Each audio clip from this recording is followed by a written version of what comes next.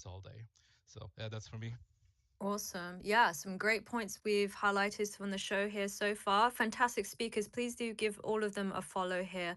Absolutely incredible information and a great topic of discussion here today. And if you have questions, please drop down them below if you have any questions you want to ask any of our guest panel. Matt, I see your hand up there. Yeah, so I wanted to talk about passive investment because I think that there are some new products coming which should be interesting for private investors, which is many trading platforms they use AI to enable you to create your own ETFs. Like you could Yes. on on some trading. Yeah, okay, yeah. I was just going to ask you about that because in the EU, or not just here, in fact, globally now, a lot of these like cool kids platform, as I call them, Robin Hood or whatever. There's a lot of what we call robo advisors or robo investing, or the even now on Trading 212, I see a lot of these like social pies that people are creating and doing really well, some of them actually as well. And they're independent, or I don't know, behind the scenes, obviously. Some of them could be professional, you just never know. Yeah, we'd love your take on this. And also with EU, people are generally a bit more conservative. So the whole ETF versus inactive fund. So it's becoming possible now that you can program. You can say, I want European stocks, I want AI infrastructure, I want AI infrastructure, and it should be only be this or that geography or something like that. So you can get created your own ETFs. And I think it's interesting because if you look at the sort of the passive investment structure, I think that was something that emerged in the zeros, where the business model was that you provided diversification for a fee. That was something that a private investor couldn't do, and you could do it as a fund. You could provide an index tracker or something like that. So that really created a lot of value. But now you have these new tech enabled trading platforms that just provides you with the tools to get diversification without the fees. So I think that there will be a just a new border in that business model. And I think when you look to active fund managing, I think these new platforms will also create possibilities in active management, because you reduce the trading fees, etc., by these platforms. So you'll see new strategies emerging. You'll see more math. That's what we are doing, using math of optimization of the fund, because you have access to lower cost trading. So I think a lot of innovation is going to come into this space. And you have platforms like eToro where you have a lot of people innovating on it, popular investors, etc. And I think there will come a lot of that, and there'll be a lot of competition for the incumbents in the space. Yeah, some exciting stuff definitely coming onto these brokerages who I might go, they might be giving a run for their money against some of these fund managers as well. I think it's very exciting, competitive, obviously. Um, n- and yeah, I would like to ask Natna actually, like for your experience, um, if I guess for Europeans, we always own a bit more ETFs. Has that been the case for the US side? What's their appetite risk on the US side generally? That is actually a great question. So, in the US, we are seeing popularity in QQQ and SPY, which are ETFs. Those have been like the top two. Previously, many years ago, it was the FANG ETF, FANG. It was heavy on tech. I believe it was Facebook, Apple, Netflix, Google. But ETFs are still a narrative on this side as well. Yeah, because some people worry that too many assets in index funds could say distort the markets in some ways. But as a fund manager, do you see any real risks from ETF boom for, I guess, European stocks or the US stocks? In my opinion, I don't, but I definitely can see why some people do think that, right? Especially when we have a whole bunch under one roof. I think that might be a little risky, but I think overall, we're seeing a lot of investors really like that. They really gravitate towards that versus the single stock. Absolutely. Love that. Thank you. Joe, I see your hand up there. Yeah, I wanted to build on what Nat was driving towards with the popularity of ETFs. I remember one day I have a mentor that used to be a commodities trader, and we were talking about the ETF space and stuff like that. And it's um it's amazing because if you walk down the street and you ask somebody what they're trading, they're not going to be like, "Oh, I got a pairs trade on. I'm short wheat and long soybeans." You know what I mean? They're going to be like, "Oh, I have the S&P, I have the Dow, I have a bit of Apple, maybe." Like it's very rare you'll hear an individual name, and if you do, it's a big tech name or something like Walmart, something like Costco that they use every day, Procter and Gamble, right? They take the idea of maybe it's the company of the car that they drive, right? But that is good because when it's good, it's great, right? But that kind of passive buying does provide a sort of inflation to the prices that might not always be earned. And what I mean by that is if you're just constantly turning on the flows, like of course you're going to have some sort of appreciation in the asset, but that's why something like gold or just like other commodities like that, like I was saying, like right, a parachute and wheat and soybeans or whatever it might be, those are more actively tradable because those markets don't have that passive flow all the time. That's kind of what I wanted to articulate. You could take a look at the difference in the price action, and you could clearly see when who has control of that market. Um, that was one thing that I wanted to articulate because ever since I heard him explain it to me like that, it changed the way that I look at charts. Like, is it just zombie buying, or is it that real size is accumulating position in it? That's actually. Oh, sorry, Eva. Do you mind if I just jump in? Yeah, go for it. after after the markets crashed in April, the hot narrative became around that the hot narrative around that time became, ETFs. I think Bloomberg put out an amazing article on the amount of money from retailers that were flowing into ETFs and index funds. So I think these are going to get more popular as time goes by versus fading away, in my opinion. Absolutely. I can't remember the statistics. Maybe Jonathan could help me out here, or if one of you guys might know. Apparently, there are actually quite a bit of ETFs, more so over here than the US, and also catching up to equity names as well. That's been sort of the hot buzz recently, sort of the last 3, 4 months there. Mads, I see your hand up there. Could enlighten me, maybe. Yeah, yeah. No, I was. It was on the passive investment. Just another point. I think that one of the things that has really created a lot of passive investment is that being market cap weighted has been the great trade for just like 10, 15 years. When we came out, I think it was around 2013, something like that. The Max 7 and these stocks, they became big enough to start lifting the Nasdaq. And ever since that, the cloud migration, building on the internet boom, has been the carrying technological development. And therefore, being index investing, being market cap weighted, has been the successful trade for that many years. And I think what we're seeing now is there is some question marks to be raised about that, whether because we have a new technological wave, we have AI, and it's not given that all of the previous winners will be winners in the next AI wave. So we could see maybe something like the zeros, where we have a decade where being market cap weighted, just well diversified market cap weighted, will not be a successful way of being exposed to the markets, and that should be an argument for active management, that you need to go for some of the smaller, new upcoming technology companies, the next fangs of the AI era.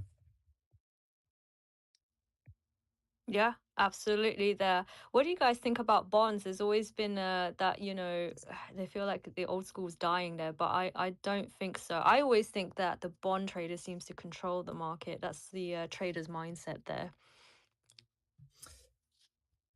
Yeah, I mean, I could jump in on bonds. I'm quite Yeah. bullish on long-term US Treasury bonds at the moment.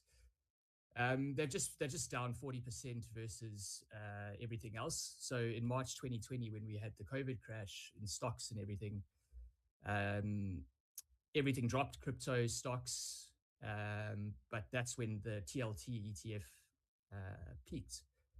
And since then, it's down 40% and everything else is up massively. And looking at the technicals, it just looks personally good to me. So I just thought I'd jump in on that with the bonds. I think the 60/40 bond portfolios obviously haven't done very well, and that's the traditional advice that everyone gives you in the finance world. But maybe we get a turnaround in that on the bond side, because whatever TLT is doing right now, the Nasdaq and everything else looks to be doing the opposite. So perhaps the diversification aspect of bonds does prove useful over the coming years, because it hasn't really in the past 5 years. I do think it went up. Sorry again, Eva. No, I was going to ask you, what's your take on that? Because I'm personally me, I stay away from bonds, but that's just my own thing because I have a higher risk appetite. But yeah, go for it. Yeah, so TLT, I think when it's ready, we're getting there, right? Based on the technical, Jonathan. I think once all signs ever go, I think TLT could be a good investment because it has been on a downtrend, like you said, for many years. And oftentimes, when you see these assets go down for so long, usually the upward move tends to be a little aggressive. So that play could be a good one. Yeah, absolutely there. Let's see if I have any more questions here. Yeah, I'm watching the yields now in Europe like a hawk, and the US 10-year. Yeah, so it's going to be interesting. If we look on it from like a fiscal dominance regime kind of perspective, the 10-year might be a little bit unattractive at the moment, but I've seen accumulation there, so yeah, it's going to be interesting to follow. I won't make any major decision on that yet. I will just watch it. Yeah, some important factors there to mix in the portfolio there. Go for it, Nat Nat.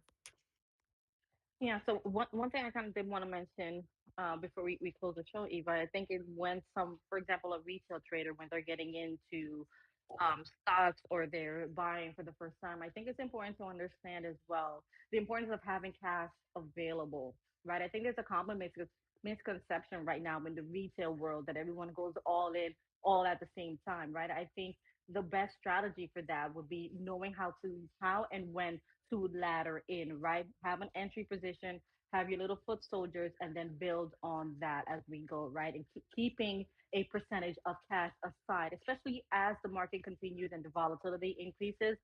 Having cash on the side or cash on hand is always the best idea. So no YOLOing, everyone. Don't YOLO at once. Yeah, absolutely. I think laddering is, or basically buying a little bit here. Don't buy all of it at once. For those who are non-traders and newer investors, make sure you always have a bit of dry powder or some cash on the side, as always. Yeah, I think this is the great narrative to investing is always have enough cash on hand, but also know your risk. So don't invest in things you cannot afford to lose, of course. Um, there is another thing for a question here. I had a DM. Are European regulators and platforms making it easier or harder for retail investors to use ETFs compared with the US? Just because of our regulation. Of course, Europe, we can't buy QQQ or SPY. We have to go through other avenues as well. And do drop the questions down below. Go for it, Mads. Yeah, I think I think the intentions are really good. It's a highly regulated space. It's very regulated what you can say and what you can't say. You can't show like your performance in an ad or something like that. You have to be very just very cautious about what you say, and it's kind of good for consumers because they don't get drawn into something by a really good ad, but it's also a downside because it's hard to get really good information where you can sort of compare the funds, and I think the result is that sometimes what matters more for a fund is distribution channels, and not so much really how good is the product. So I think in many ways, it's making it very hard for competition to emerge. We use in my fund we use a lot of energy on regulatory aspects to make sure we do everything right and we don't say the wrong thing. We have the right disclaimers, etc. And in an ideal world, we would be using that energy on creating value for our investors. So it's a double-edged sword. I don't have any solution, but I think it favors the incumbents when there is a lot of regulation, and I think that's just the general on across all businesses that it's difficult for new good products to get uh, the consumer's eye, and when there's heavy regulation. Yeah, that's a very interesting take on that. Jonathan, what are your views on this? Well, just with the regulatory side, I mean, in the UK, so I mean, I started a crypto fund back in 2018. That was a lot of work with the regulator. But just looking at income shares now, I mean, one of the things that's different in Europe, that's different from the US. Um, so we wanted to launch single stock ETFs, but because of UCITS rules in in the EU, you can't actually do that. You have to do it in an exchange traded product, which is essentially a different kind of instrument under the regulator. So there's little things like that that you have to be aware of. A lot of these income products have taken the ETF strategy from US and then put that into a wrapper and then done it in a UCITS fund with diversification rules and things like that. But yeah, I mean, that was something that, especially for income shares, we had to be aware of when we're trying to launch single stock options ETPs, because they're not an ETP or an ETF because they're not diversified. So they can't be an ETF. So just something that came to mind on that. I love that. Yeah, absolutely great insights there on the regulation. It's so heavy over here. I have a question from the audience. Not quite sure the question's constructed right, but it says from Andre, AI will review the small companies and determine if they are feasible and have growth over the long term. And the smallest denom is the closest to zero. Yield is giving your money for a fixed return based on the corp, locality, etc. But would you want to place your bet there? What are you guys' thoughts on that? I think he's trying to say that the AI companies will be reviewed. Well, AI itself will review the company's performance, I guess. Yeah, go ahead, Mads. I know you're more the Yeah, testers there. yeah. So when you're trying to predict the future, I think the system gets very chaotic very quickly. Like if you want to estimate a tech company some years out, their performance will depend on what the management decides in a month from now. They're in a critical decision. Should they go this technological roadmap or this technological roadmap? And they'll talk to advisors, and they have boardroom decisions. And really, the technological winners in 5 years, it'll be the companies that made the right choices in these situations. But there is no AI that can really predict that. It's a stochastic process. It's a random process. So I guess if you had all the data in the world, you could simulate the world. Like if you have knowledge of every atom in the world, you would know the weather on Christmas Eve 6 years from now. But we will never get there, and I don't think we'll get there with businesses as well. And I think there'll be a lot of information that is you don't know that it's important. Right now, you're building this company, but there is this guy in China who's starting a company now. So it's not data now, but in 1 year, 2 year, that will be the company that takes your company down. So yeah, I don't think there's any way of getting good estimates on just a reasonable time frame. Inside tech, I think 2 3 years out, then it's really difficult. And maybe if you analyze beer producers like Heineken, then it's not so variant as tech companies. But I still think the same applies. Yeah, Cam, go for it. I see your hand up there. Did you want to talk Well, it something? is. Yeah, it's one of those things that's on a lot of people's minds at the moment, especially with the impact that AI is going to have. So Trini's article from the other week is probably a great representation of, the masses. Over, multiple billions of dollars sold out of US markets. Every news outlet said, oh, it was linked to his letter that dropped on Substack. A view of 2028, it was, I believe.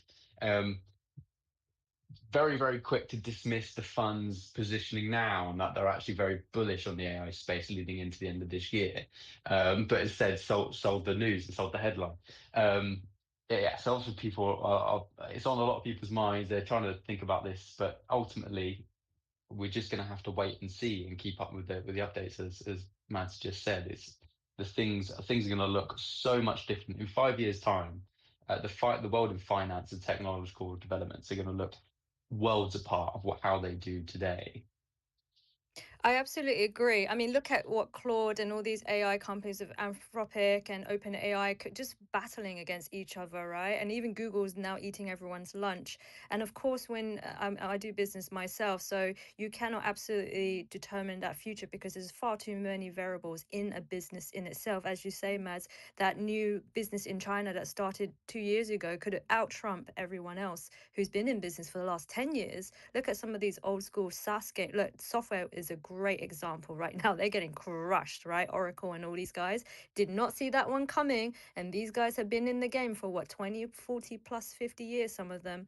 And they're absolutely being taken out by the new kids.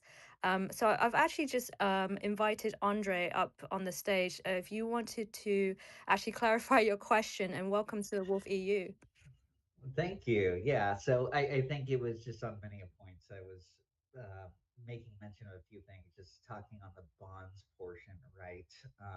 If you're going to trade as an individual, right, bonds are always, traditionally supposed to be a part of a portfolio. But, I feel like on a grander scale, if we're talking about, hundreds of millions of dollars, that is going to pay off better for a, let's say, non-living individual person than it would an insurance company or, locality, etc. Right? On an individual level, it's almost similar to, although not exactly, putting money into a CD, right? Those percentage yields vary. But as an individual, would you prefer, if you have a set amount of capital, whether that be 5 million, 10 million, 20 million, right? Not hundreds of millions of dollars. I would prefer growth over that, right? So again, I think AI will ultimately detect over time, and it's not here yet, but you made mention of AI coming into the space to detect kind of growth companies that might be successful. But I'll just end on, I'm a hardcore Bitcoiner and have been since 2013. So, but I do like finance. I've worked in finance for the last 17 years before quitting my job. That's the Awesome. end. Thank you so much, Andre, for your perspective there. And yeah, just getting that question over in regards to the bonds there. Absolutely awesome. Does anyone have anything in terms of last remarks for the show? I think this is a good showcase of why if managed money is not a bad idea, because there's a lot of different opinions, and for the average retail investor it's not easy to follow and understand all of this stuff. So yeah, that's just my remark. Awesome. Yeah, absolutely. And if you want to obviously re-listen to this space, because there's a ton of information we've covered, please do retweet and give all of our lovely speakers here a follow. Nat Nat. Yeah, just closing remarks. You guys, another amazing show. You guys are really, really doing it with these Tuesday and Thursday show for real. And you guys consistently gather up amazing panelists. Today was a really, really great one. I even took some notes on my end as well. So thank you so much for having me. Yeah, absolutely. Wolf EU, we're trying to bring, topics that are, great conversations. I'm trying to deviate away a little bit from the US because I know those guys you guys have it all covered there. Jonathan, love to hear your remarks. Yeah, well, thanks for hosting this. I thought it's been a very good conversation. Just one thing to wrap up, I think a point to make, I guess, the argument of active management, running your own investment portfolio versus getting professional advice. I think one thing to factor in also is that if you are going to run your own portfolio and run the money yourself, that's completely fine. But it is a full-time job. So some people can earn money through their job a lot better than they can by managing investments. So it's about opportunity costs. So for example, if you're a doctor or a lawyer and you make money from that and you earn a really good salary, then you're better off just taking that money and giving it to an advisor or someone who can manage your risk, know your goals, know your risk tolerance and things like that. But if you're someone who has a lot of money and they have the ability to watch the market, to spend time on spaces, to be on X, trade the charts, read the news, or after the news, let's say, then it is worth potentially managing your own investments, because that is where you can have an edge. So just wanted to touch base on that because I think that's an important distinction. What is your full-time job, and where's your time as a person most optimally used to build your wealth over time? 1000%. I see this as the same perspective as I don't have time to clean. I'm just going to hire a cleaner, because your value in time is better off spent making more money. That's the simplest analogy I can come up with on that That end was spot versus. on, Eva. Yes. I just can't think of anything else to say. Someone had their hand up there. Is it Joe or Cam? Yeah, that was me. I just wanted to touch on something that we spoke about the Medallion Fund, we spoke about Citadel, we spoke about of course Nat's from Merrill Lynch. But if anybody wants to check out a big, really big European market making firm, they're in the quantitative space as well. Check out Optiver. I don't have any sort of affiliation with them, but they're a Dutch company, right? To keep it on theme, and they're they're great. They do a lot of really cool business. Yeah, awesome. Cam. Yeah, we touched on a lot of pros and cons, but I don't think taxes came up in this conversation. You could really screw yourself if you do that wrong. So that's probably going to be my closing note. After everything that we've talked about over the last hour and 10 minutes, we've not even touched on the topic of taxes. So it just goes to show, this is like Jonathan said, a very much a full-time job. Absolutely. It's been a heck of a show, because we'll definitely revisit this same topic later and elaborate more on this. But look who just showed up. NFT Cookie. Welcome. Hey guys, apologies for the tardiness. Unfortunately, real world life called. As an advisor, I'm dealing with a client who's just had to go through a bereavement. So I've kind of had to deal with the advice side of things, which I think was the main reason for this space in the first place. So yeah, I've been dealing with the very real impacts of what I do on a day-to-day basis. Again, apologies for not attending before now. Hey, it's all good. In fact, we have a little bit of time for those who can stay. If you want to share your experience, I know it's been a very difficult, so it's a very difficult side and subject, obviously. If that's if you're open to sharing. But we've talked a lot about active fund management versus non-fund. What is your take on this, and from your experience? I'm a big active funds guy when it comes to sort of hands off for clients. I genuinely do believe that most fund managers want to outperform where they can. Whether or not they do or not is a different matter, but I think putting your hands in your money into the hands of an active fund manager can work for clients that don't necessarily want to build portfolios or really sort of get close to it. The majority of the funds that we have under management for our clients, for example, they're in multi-asset, multi-manager funds.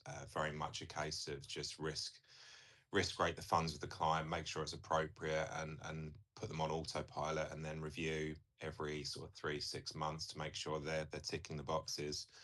ETFs have their place, single assets have their place. I think for more sophisticated investors, where we will build portfolios for them. But the majority of the clients that sort of require advice and need advice, they tend to be the ones that you can put in sort of actively managed funds and have them actually working for the money rather than just tracking market performance and being at the whim of the markets. Yeah, absolutely. I think, as we all mentioned, I know you missed the show, but yeah, just keep hearing like obviously ETFs has been a lot more appearance lately, especially in Europe, and also European equity has outperformed US, guys. Did you know that? So that's always very interesting to get other exposure. And from your perspective, is that a choice helping or confusing a lot of everyday investors if more and more ETFs are coming onto the market? I think those that aren't within the advice sphere, I think it could probably be seen as overwhelming. There are so many different ETFs for people to be picking from, so many different sectors for them to be picking from, which there's no advisor worth their salt that should be sat there and saying that they can build a proper portfolio and build the portfolio or pick the funds, because they'll get it wrong at some stage. Neil Woodford was a really good example of someone that did very well for a short period and was seen as a messiah, and then his fund went bang. So we can't get it right all the time. So diversifying for clients is typically the route that we take, and it removes some of the aggravation of them sort of needing to sort of really get their head under it and trying to figure out what it is they want to invest in. We just go risk ranked and we build from there. What we do find though over time is more sophisticated that a client becomes, they get used to the idea of having funds. They do start branching out into various little ETFs and taking their own investment decisions, which we actively promote. We want our clients to mature. We don't want them just to blindly trust that we've put them in the right place. Yeah, absolutely. It looks like we have some awesome fund managers and people who are expertise in their fields here looking out for you here. Only the best on the show. I think that's pretty much all we have time for, I'm afraid, for today. And we'll be back with our usual trading show here at 9:20 Eastern in about an hour. We'll take a quick short break. We'll definitely be coming back to revisit this. So I actually do want to get a few more other fund managers who wasn't able to show up today, like Cashflow King and all the another crypto guy as well. Nat, Jonathan, Joe, Alex, Andre, also thank you for showing up. Cam, I know Mads had to jump off as well. I want to thank you all so much for your time today, and all of our lovely listeners. Do give them all a follow. Incredible speakers. And you might even have a few more questions after listening to the show. So I would love to hear more and drop your questions down below. So to do that, do retweet the space so we can come back and revisit those questions for the next show. Yeah, I think that's all we have. You guys are rock stars in what all you do. I've also pinned in the nest here Jonathan's article as well, from Income Shares, that you guys can give a little bit of read and do a bit of research. So to come back to that, you have to retweet the show, otherwise you can't see it. So you can also bookmark it as well. Apart from that, have a fabulous day, guys. The sun is shining over here. And good morning to the US folks. Thank you all. Have a good one. Thank you. Thank you so much. Thanks, everyone. Bye. Thank you, Eva.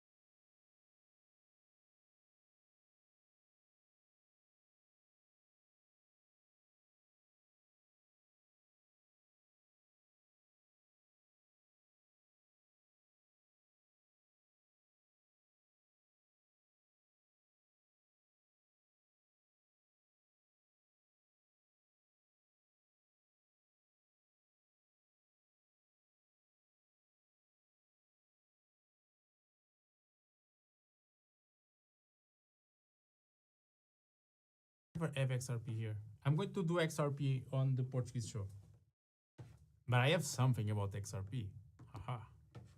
That are just for the maxis. Let's listen to this, then we're going to get back to the charts. Ah.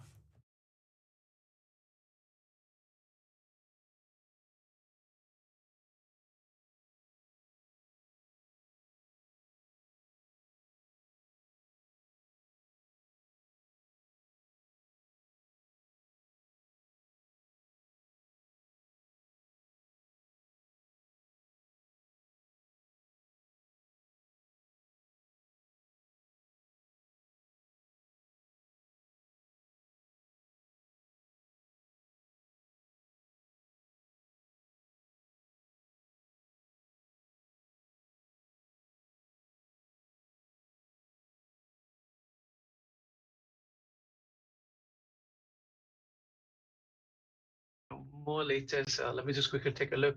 4% on USDT zero on supply is actually 8% because of the boosted rewards on Bybit. So take advantage of these opportunities. They're not going anywhere. And why? Because we see that this is going to be very sustainable in the long run as more people supply, more people borrow, supply rates will go up naturally. And we are not paying um, for an unsustainable market. We're paying for acquisition. We're paying for LP growth that can find more product market fit and more distribution with our CD5 strategy. Well, super interesting, and yeah, I have a little bit on Bybit. Really, I feel I don't want to dilute the alpha, but yeah, I mean, you should really check out that 4% boosted that you're gonna receive. Great. Ken, maybe we go with you for a final one. Well, if you want to tell us more a little bit, maybe what's in store. It can be for Mantle, but it can be maybe in general what's in store for Kelp for the next few months or for the rest of 2026. I would like to finish the AMA by asking this question to you, Ken, and then later to Josh to understand the broader picture of each of these two projects for the remainder of the year. Absolutely. And let me start with Ars ETH on Mantle, right? I think the immediate focus for us is growing Ars ETH liquidity and utilization within Mantle's DeFi eco. So what that looks like is we're going to go more aggressive into finding ways we can leverage Ars ETH together and highlight some of Mantle's ecosystem projects, apps, other assets to see how well we can be more composable with each other, right? Actively also working with additional protocols, expanding integrations beyond just lending LPs. So RS ETH essentially becomes more usable across more and more strategies, right? So that's one thing. I think on the side of just Kelp in general, and this is going to be more related to Mantle in the future as well. And this is a little bit of alpha, I would say. We are building something internally, something called Cred. And what it is essentially an RWA yield bearing stablecoin, wherein the mechanics is the same as like an Athena, wherein you have your stake token and then a base asset that is just, non rebasing or non yield bearing, right? So with this sense, we're actually going to get yield from RWA sources such as payment financing and trade financing, which is a huge industry, right? Around 300 trillion annually of yearly volumes, right? So we're really expecting to have at least an APY of around 8 to 10% base yield of blended average. And yeah, we're very excited to actually launch that in next coming months. I guess to the Mantle folks or Vaishak, if you want to share anything as well. Yeah, well, very interesting, Ken. So, I mean, indeed, it seems like a very built on top of TradFi, built on top of payments and trade finance and neobanks, right? It seems like the perfect product to also be enabled in Mantle, right? So I think Cred, KUSD, it's going to be an interesting product for you to discuss with Josh down the road.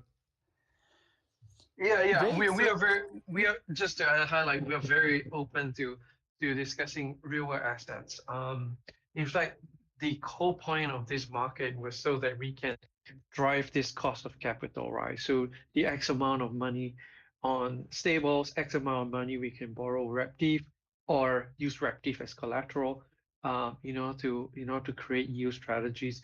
the whole point is that our vision is that we are going to introduce eventually more. Initially these are all DeFi assets. We see them in every RV market, but we believe the differentiator is going to come from the fact that we can drive more real world assets that can live in this market.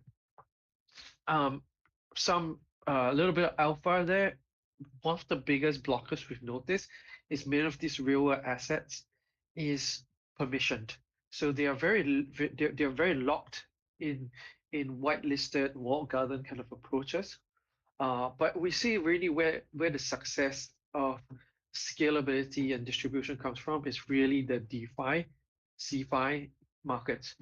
And the way we want to work more closely with our strongest distributor, Bybit, and with any partners like yourself, is to be that bridge. And this is just the market in which people can come to and be part of the bridge. So it's really just the starting point. Oh, fantastic! Because indeed, as we are seeing that borders between TradFi and DeFi blur, especially during this cycle, I think that Mantle is very well positioned to benefit from it. Great. So with this, I have finished all the questions I had for both Kelp and Mantle. Don't know if you have any further comments. If not, we're gonna stop it here, close to our 30-minute mark. Right. Now, I just want to add one more thing, right? Kelp is also running an incentive program where we're giving like 15 bets of incentive. So please do take advantage of that and try to borrow as much as possible. And for the Mantle team, I think it would be nice if even the ETH borrowing, the ETH earn vault that you have, if we can have incentives driven to that, we'll love to drive more utilization there. So it's cost effective for you guys. Okay, well noted. Yes, so indeed, our two best strategies for RSETH are always looping versus ETH and also borrowing stables, especially in this period where borrowing stables is so cheap, right? So there's a lot of carry trade ongoing with people borrowing cheap stables, going somewhere else to take advantage, right? And we discussed a very good stable opportunity right now, which is the close to 8% that you can get on Bybit. Fantastic, guys. Thank you very much for coming. It was a pleasure to hear from both Kelp and Mantle how the integration has been going and also what are the plans for 2026. Signing off. Bye-bye. See you guys. Thanks for having. Bye.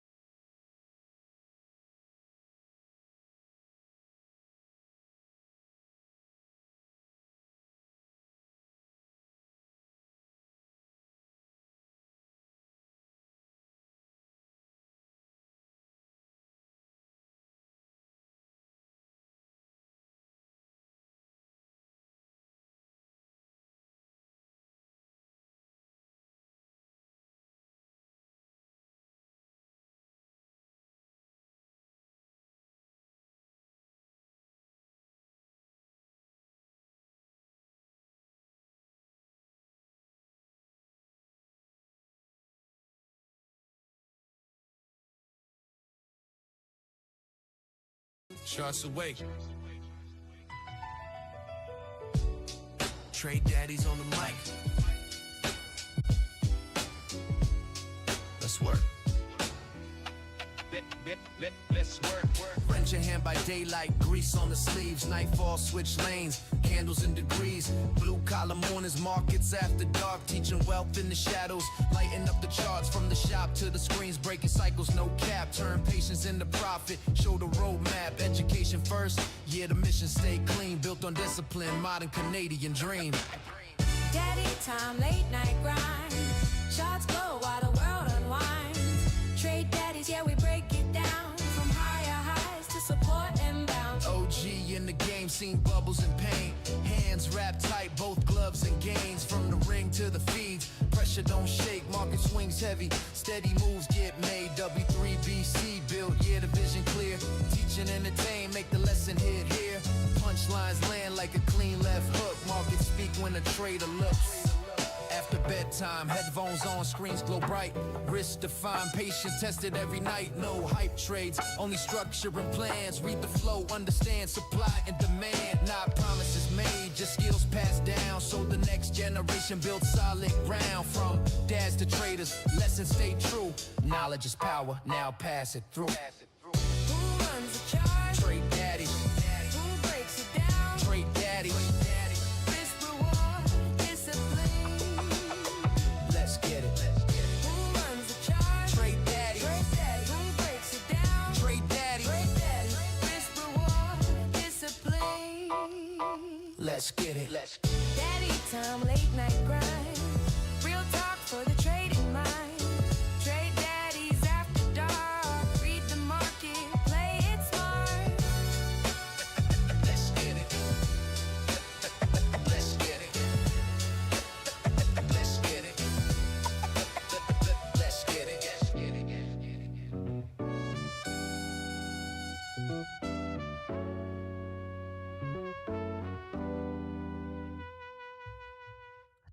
Yo, yo, yo, what's going on, everybody? Welcome to another episode of Trade Daddies. Well, I don't have your chart up here. There we go. Let's go back. Here we go.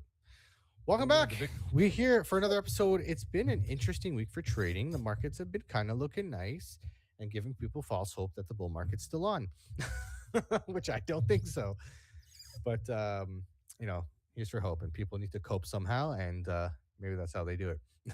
No, I looked at this today on my show this morning. I started going live this week at 8 a.m. Eastern, and you look at the Bitcoin chart. When in doubt, zoom out. Right, like what's happening.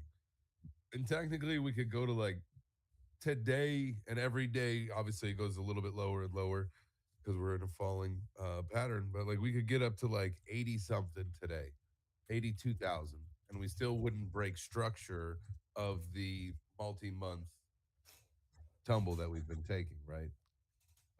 We have now already a 20% correction.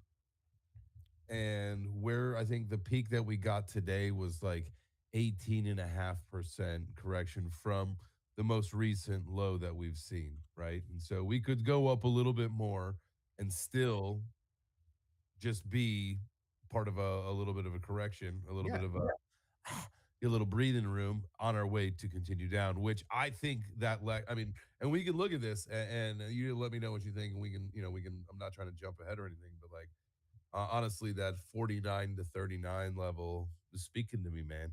It's called like the opportunity box on my chart. Yeah, I think we both share the same sentiment in that regard. But yeah, it's I think we don't always go down in a straight line. We don't go up in a straight line. And every other cycle, like you've had this before. You had your initial huge drop, like, okay, we're in a bear market now. And then you had a relief rally, which is ultimately the macro lower high. And, kind of like your last, if you kind of bought the top or whatever, that might be your last exit point to get out of the market before we ultimately go down to our cycle bottom. It doesn't make sense that we would have an all-time high right now. And to be honest, we're talking institutions. You don't tell me, can't tell me institutions don't want a cheaper Bitcoin. Like, come on, definitely, because like a lot of the institutions that are able to get in now, or even after the Clarity Bill passes, they missed out. So they wanna bring it back. So I don't see it. We have to go down. Markets have been overheated for. Oh yeah, salute, cheers. Let me crack this ASMR over here. This beer. You got to start cracking it right in the microphone. That's it. Oh, that's right. I did to the front of the microphone. I have it on like podcast mode, so it goes from the back. All right, let's. We got special guests today. We got Bits of Wealth, another great trader. Actually, like it's so funny when I first started like getting into crypto, or not crypto, but like getting into the charts before I knew anything. Before I was like a total fucking beginner.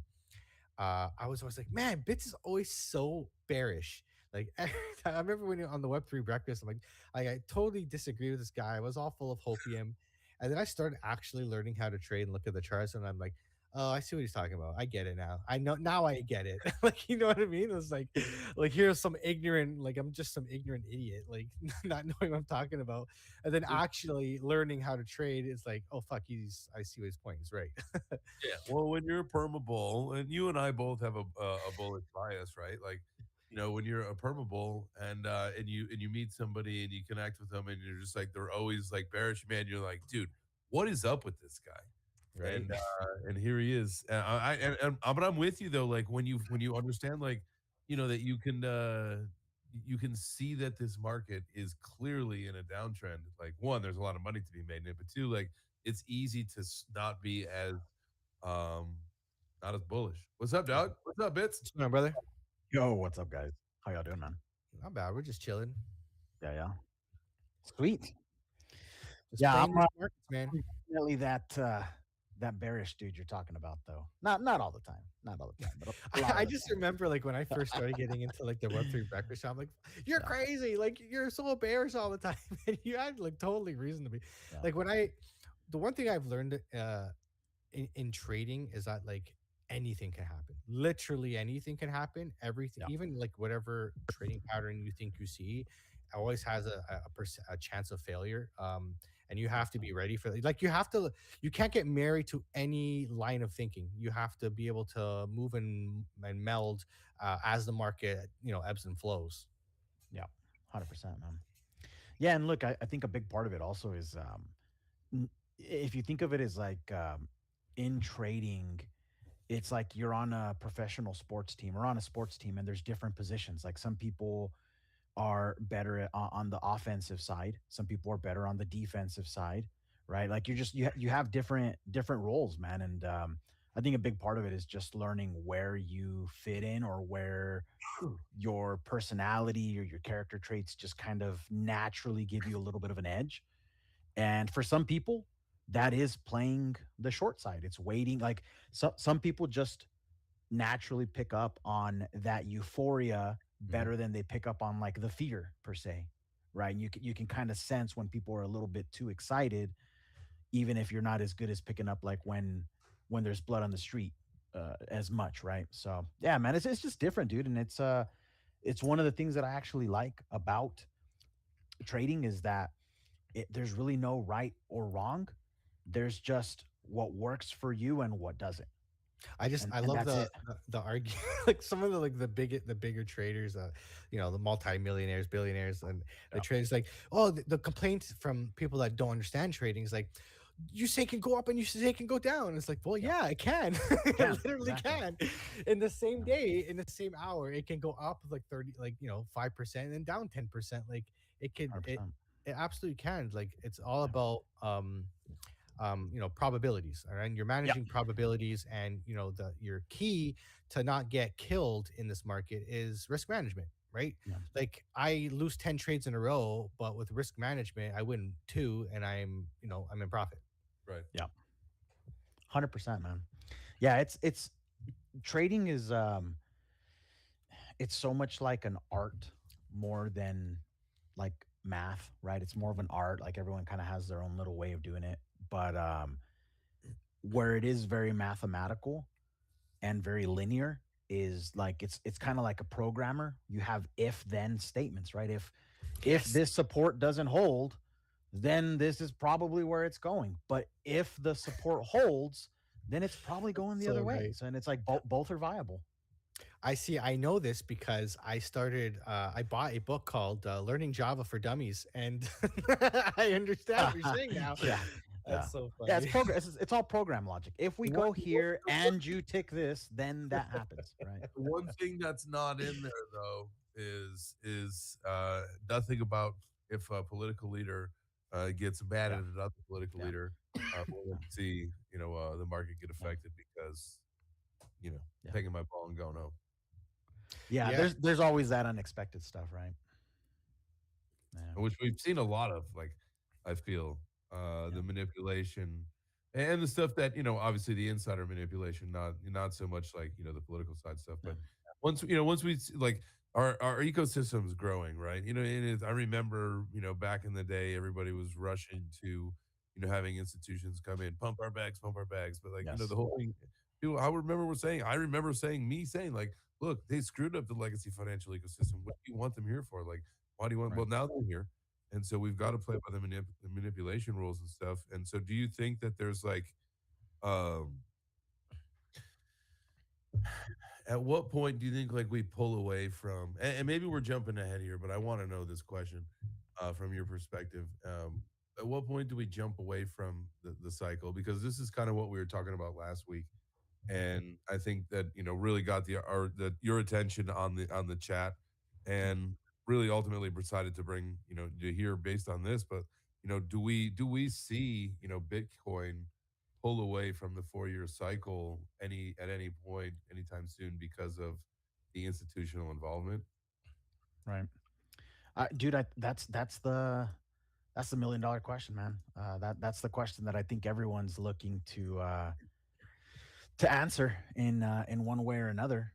But I don't know that anyone has that answer quite Yeah. quite that straightforward, right? That there's so much caveat to all of that, and I think the better question is like we haven't really seen anything so far that invalidates that 4-year cycle. Like there's been a lot of speculation, right? It's been like, oh, this time it's not going to top and drop 50%. Guess what? It did. They were saying it wouldn't because institutions, because ETFs, because XYZ, but it's doing it. Oh, it's supposed to top in October. Nah, it's not going to do it this time because still topped in October.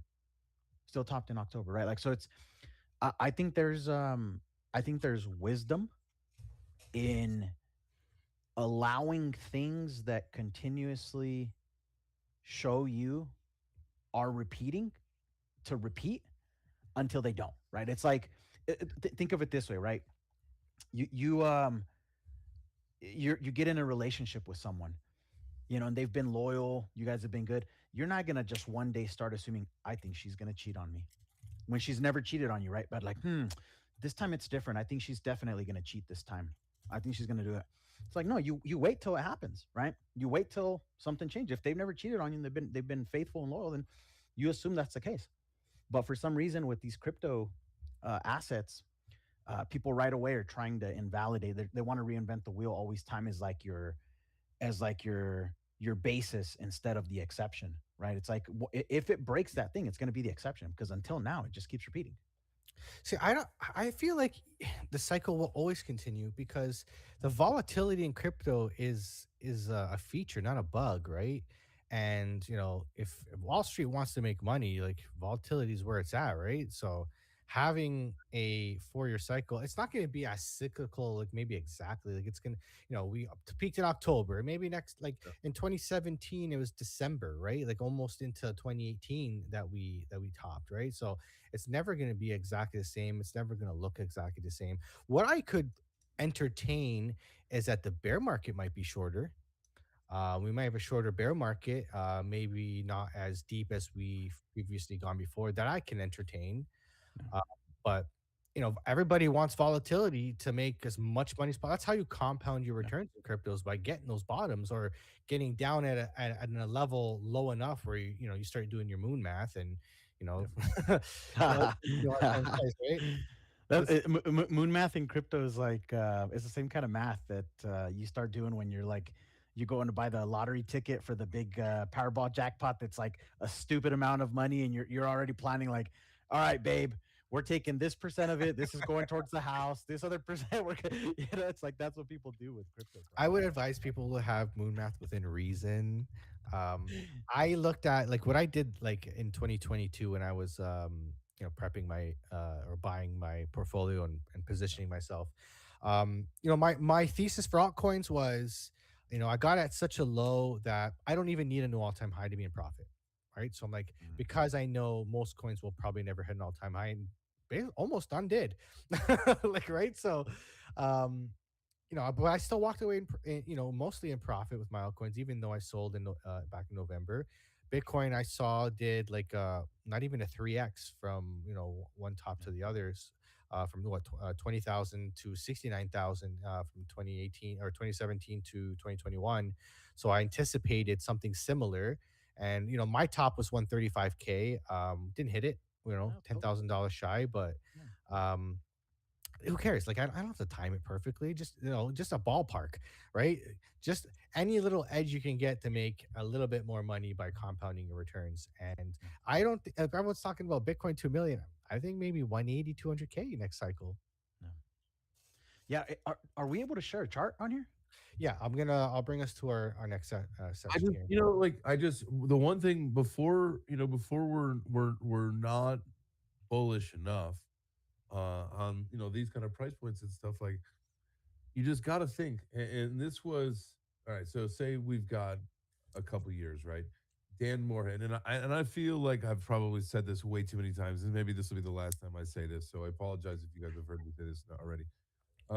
But Dan Moorhead at the Ondo Summit said something to the tune of, in the next 2, maybe 3 years, like we're going to see a complete supply shock and price shock like nobody's really ever thought of, because what's going to happen is the U.S. will like finally, have gone forward or announced or strategically, planned the reserve in a way to where all of everybody that's our ally is going to jump in.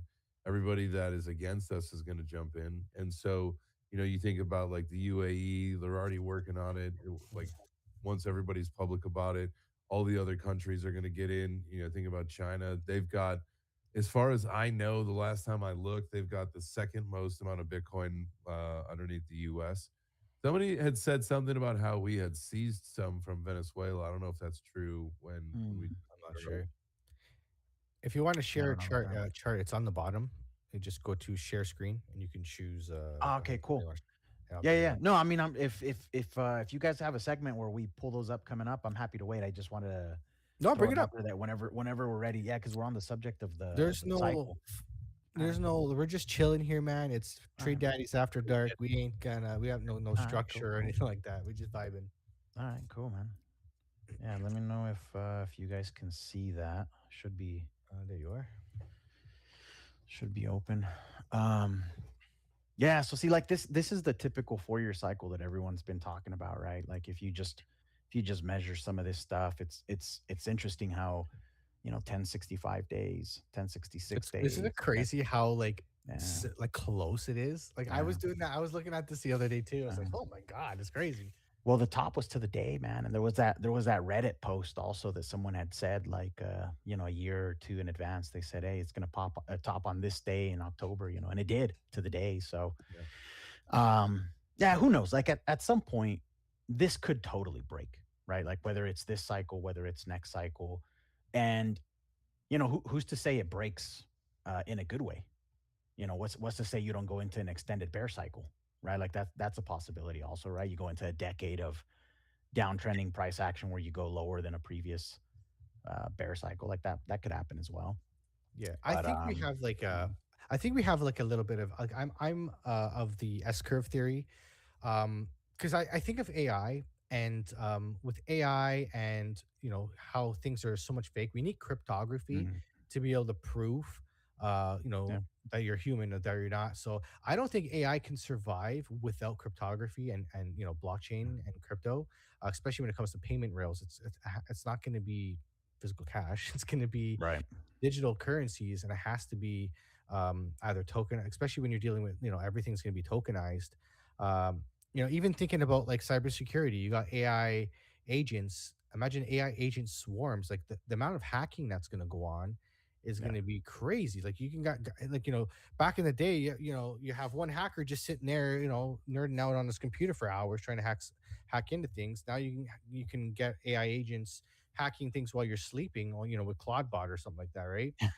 so now I think for a security standpoint, all the benefits of Bitcoin and all that are going to come to fruition with AI in this new world. So I can see like a mass adoption of it really fast because of AI, and then maybe that taper off where it's kind of steadies out. Like again, we're less than $2 trillion of a market cap in Bitcoin. That's really like nothing in the Yeah, global scale of baby. things, right? Yeah, I nothing. know. Yeah, man, and a lot of things can change really quickly, right? So Yep. it's you never know what's coming. I mean, Jay was kind of talking about, whether it's politics or whether it's world events or something. Like, there's always something, man. Some big innovation can happen tomorrow in the computing space. Some college kid discovers some way to run unlimited AI models on like a fraction of the energy or the something, and then everyone's running AI and everything. It's like, Mhm. dude, it's hard to say. I think Apple just released like new devices today or yesterday, and New MacBook. yeah, they're like, dude, the new stuff that just came out is like 5 times faster than the last one, which was already insane or something. It's just, yeah, it's gonna be crazy, man. It's gonna be crazy. So yeah, who Oh, knows what'll move happen with all this fast. stuff, man? It moves very fast, very It's very it's fast. exciting, but yeah, look, there's so many things to be bullish on for crypto. Like, Yeah. when I think of 2021 and now, in my opinion, I feel like we're the fundamentals are still the same, and we're even more bullish. And I feel like there's more need for crypto now than we've ever had a need for crypto. But Agree. the traditional markets and governments, they all move fucking slow. Like Yeah. everyone's like all getting all horny and ahead of themselves, and like we're crypto. We know it's like, I believe it's going that way, but I think their time frame of when it's going to get there is not quite what they think. Right? It's again, Mm.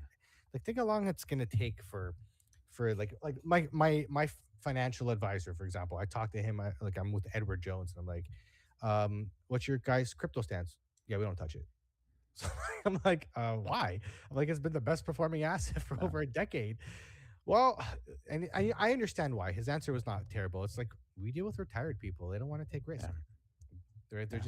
they're just protecting their portfolio. So it totally makes sense. It is still like, in my opinion, right? Like, even though Bitcoin has been like the top for performing asset, um, definitely the last decade, but it is still like out there on the risk curve.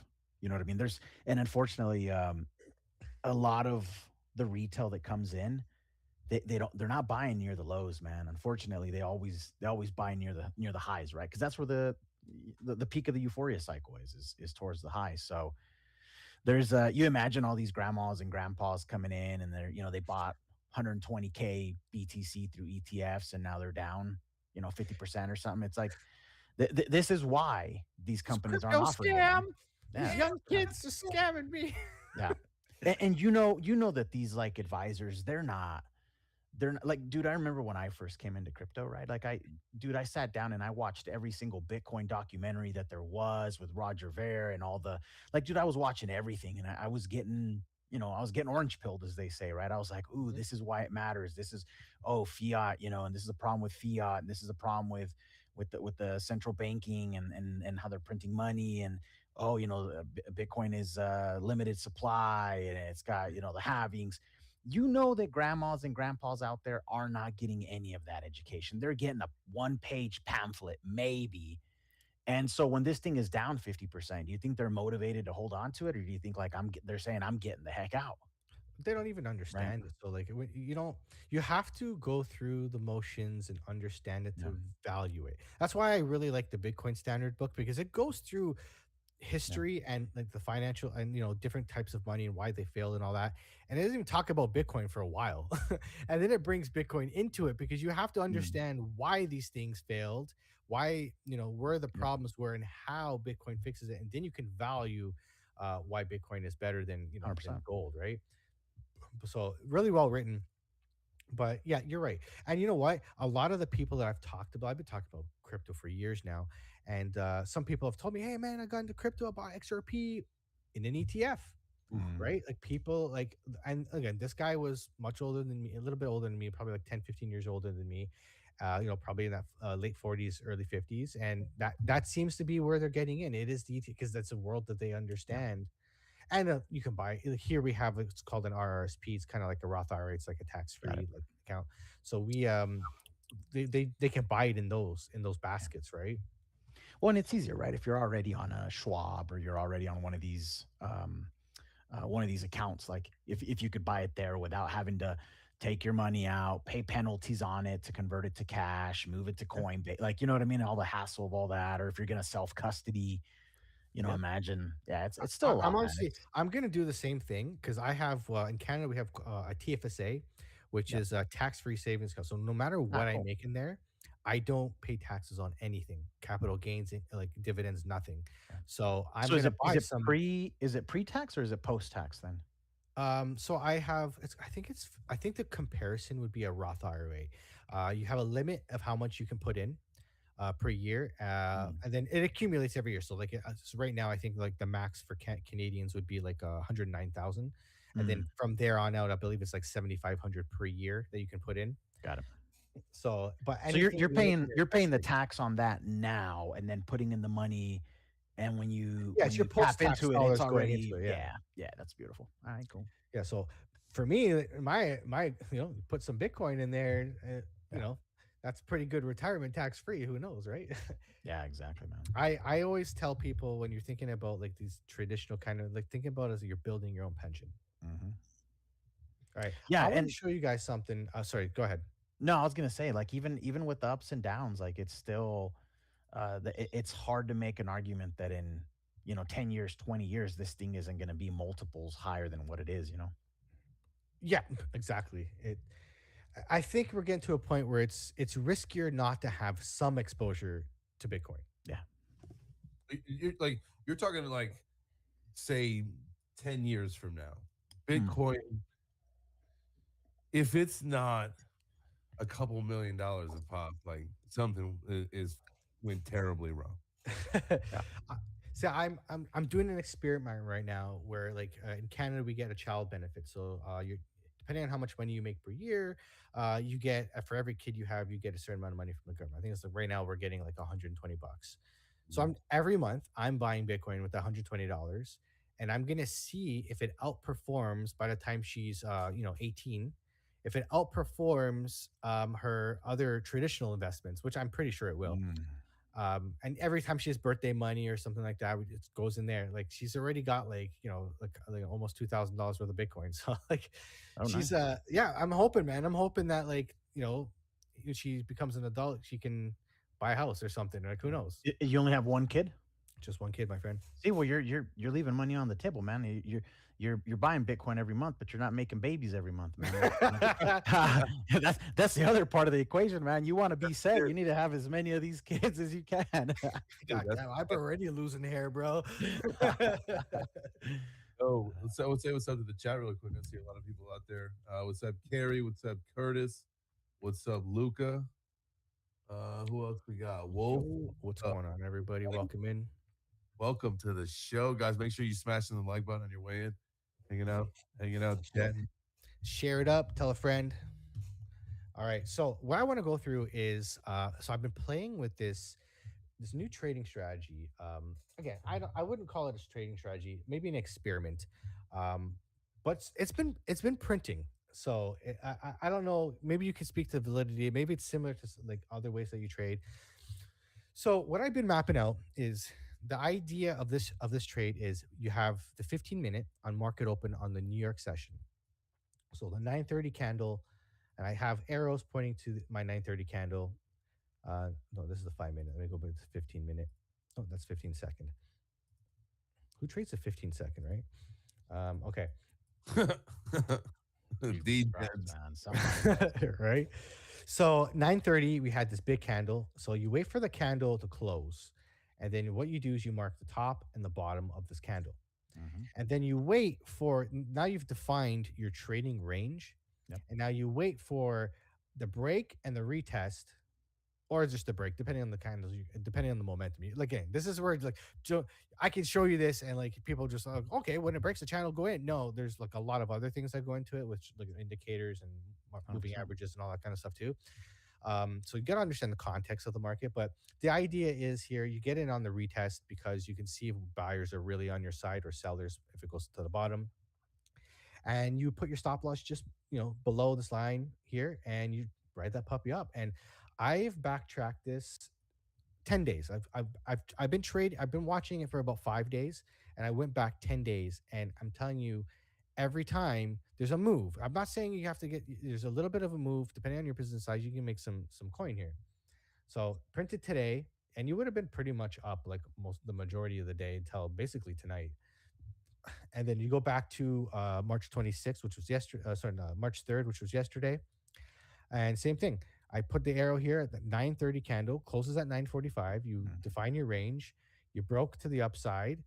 You get in this candle here, put your stop loss below here, and you write that puppy up, and you would have been green basically all day. Even if you held that trade into today, you would have gone up all the way here. So you could have held that trade all day, all night. And then same thing back here. We're back. This is the 2nd of March, 9:30 candle. Define your trading range. You pop right. You win.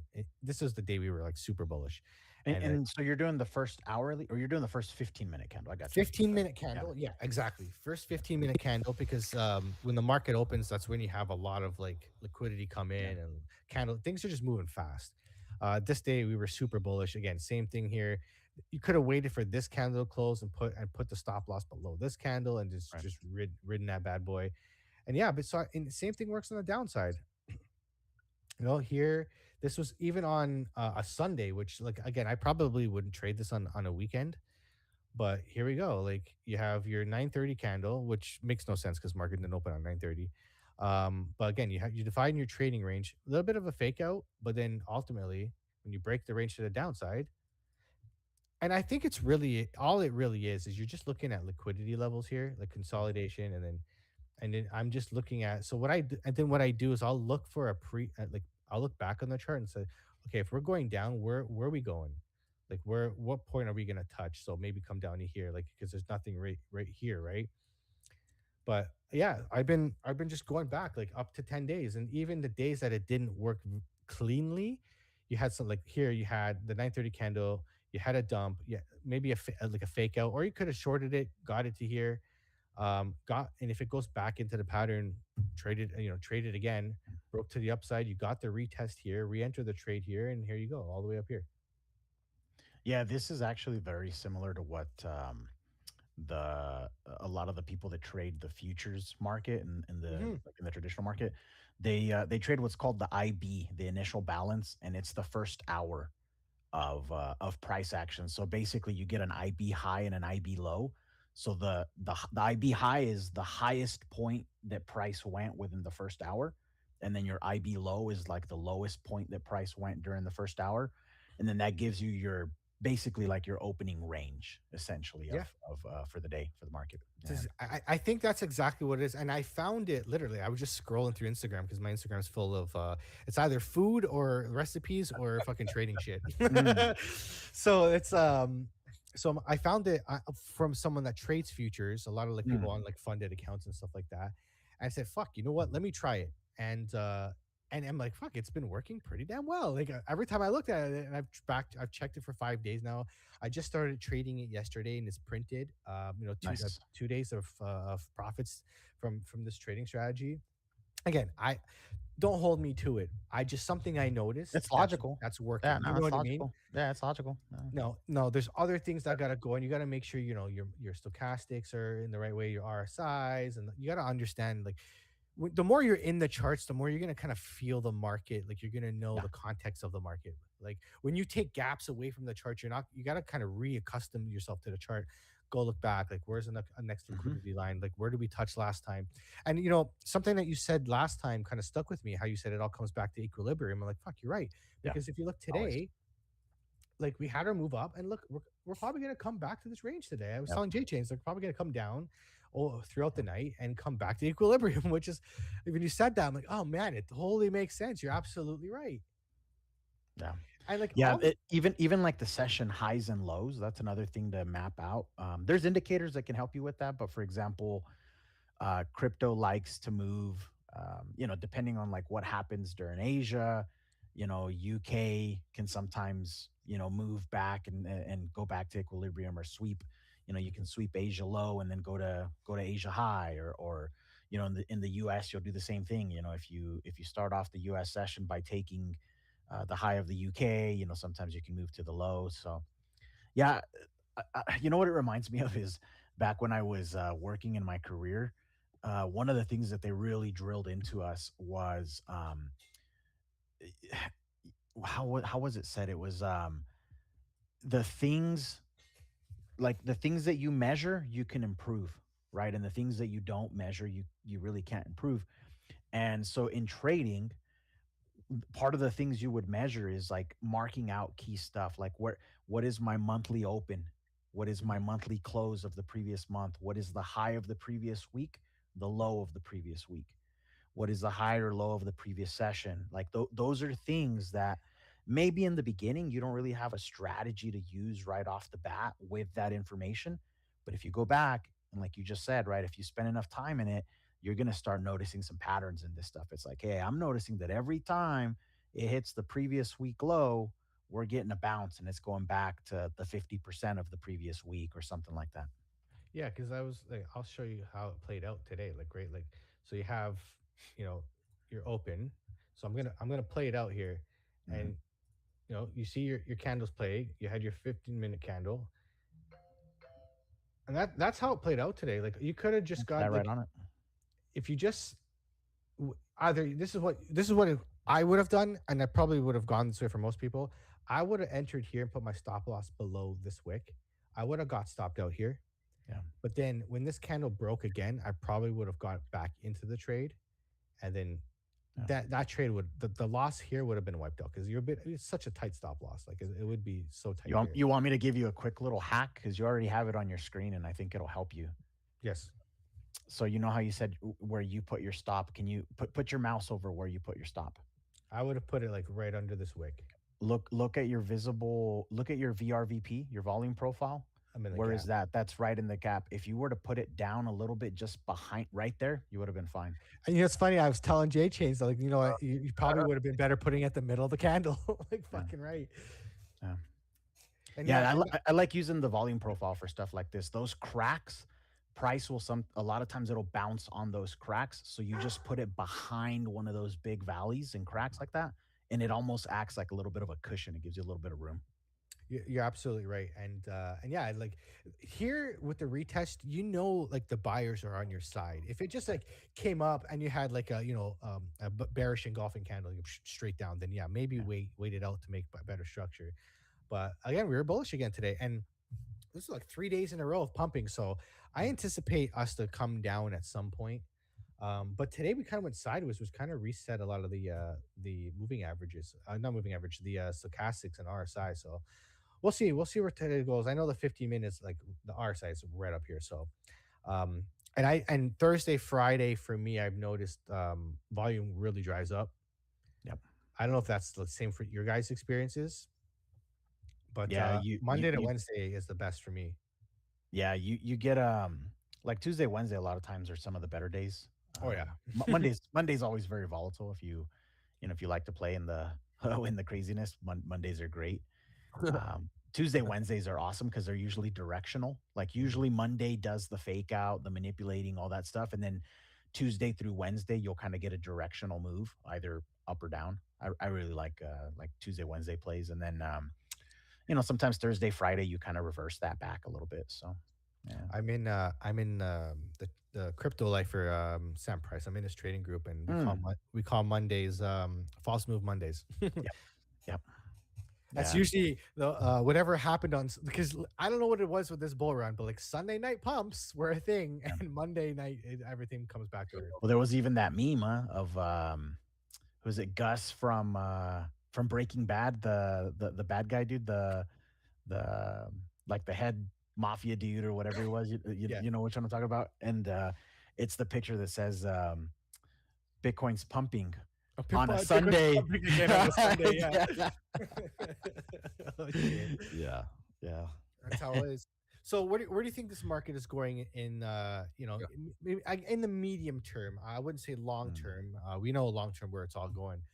Do you think that we're kind of maybe starting a little bit of a macro lower high, but maybe pumping up for March and maybe March and April and maybe coming like I think if we pump, it's going to be like March and maybe a nice pump in March and then we come back to earth in April. Yeah, dude, we're at a very interesting time. Shoot me over the screen real quick, and I'll pull up my Bitcoin chart and I'll kind of talk to it because I got you. there's like two scenarios that I think I'm weighing is like high probabilities. If we don't reject right here in this zone, which is still kind of like my primary. My primary is that we might be rejecting here, and then I'm looking for a potential higher low, on the move down. If we don't get that, then you've got downside liquidity to sweep, of course. But I'm kind of looking for something up here. Maybe hold on here. Where do I have it? And I'll show you guys exactly kind of what I'm thinking. I'm thinking there's a potential we could be doing something like this. We could be doing something like this potentially. I think if it happens tonight through tomorrow, we get another move up, pull back, and then I think Friday is likely when we would reject, if that is going to happen. Oh, like you're talking about like really soon. Yeah. This is like short term, and if that happens, then there is a risk that if we do reject here, there is a risk we could be coming to sweep these lows and maybe even dipping down here into the 50s. Dude, I got 30, like my low is 39.8. 38.6, 39.8. Like I just keep dipping around like somewhere right around there. No, dude, I think you're spot on if that's where you're looking, right? Like the easiest way to do this is just go to these high time frame charts. Like I like the monthly. Okay. I like the monthly, and this is how you can identify those ranges: is look at these wicks to the downside, mark those out, and you can see where there's likely to be some movement to. The quarterly or the 6-month chart are also pretty telling if you look at some of those. But look, I think there's plenty of downside targets, but at the same time, it's like, man, 39K, that's a very logical level here. If we don't hold around 48, I mean, 39 makes a lot of sense. Yeah. See, I see like the the weekly chart is kind of the RSI is really, really low. So it kind of makes sense that we're having a little bit of bounce. I don't think the RSI makes it past the 50 mark, the neutral line. If it even makes it up there at all on the weekly.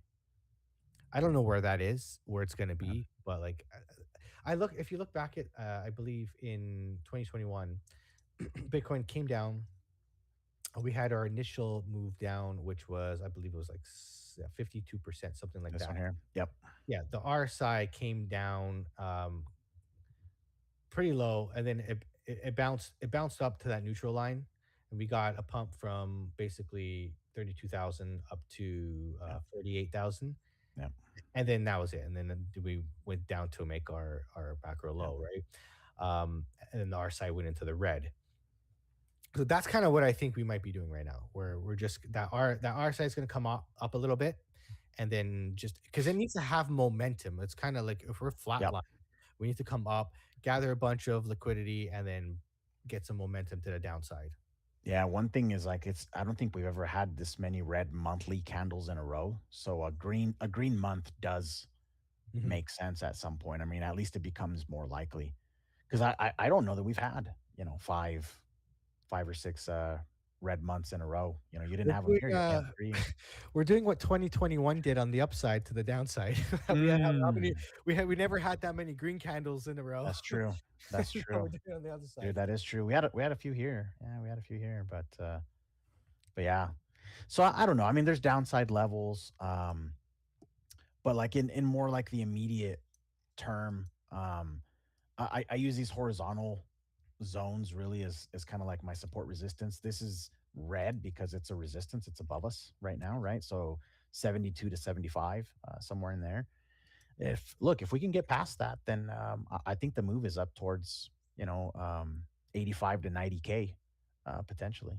Yeah. So I honestly thought the daily was going to come back and double bottom on 59K again. mm-hmm. We came and touched that weekly 200-day moving average. So far, it's been a bounce. But yeah, I think you're right. Like you're right up there where that liquidity is. Yep. 90 was that 90,000? Yeah, up here. Like I think we come up to like that red box, and that's it. Like that's like the bullish case in my opinion. Well, even then, you're technically still bearish, right? Like you're still, if you're looking at the high time frame, even if you came up to 90K, that's it's a still lower high. just it's a lower high. You still could do this after that, right? That's why I love Bitcoin. It really makes these bear flags cleanly on a downtrend. Like it's the same thing over and over and over. Yeah, it's a clean moving asset, man. A lot of people ask me like, why do I trade it? Because there's I think on CT, there's always kind of that like, oh, don't trade your Bitcoin. You just need to hold it or whatever. And it's like, yeah, I get it, but if I'm gonna trade something anyways, why wouldn't I trade BTC when it just moves so clean, dude? It just moves like so clean. I like how it leads the market. Like it's the one that moves. It's honestly, it's the only thing I trade. I don't trade anything else. Like I don't trade altcoins, just Bitcoin, because the for me the chart just works when there's you have a like a trading pattern or something that you see in the charts. It works out more often. It acts like it should, where an altcoin can go batshit crazy. You know what I mean?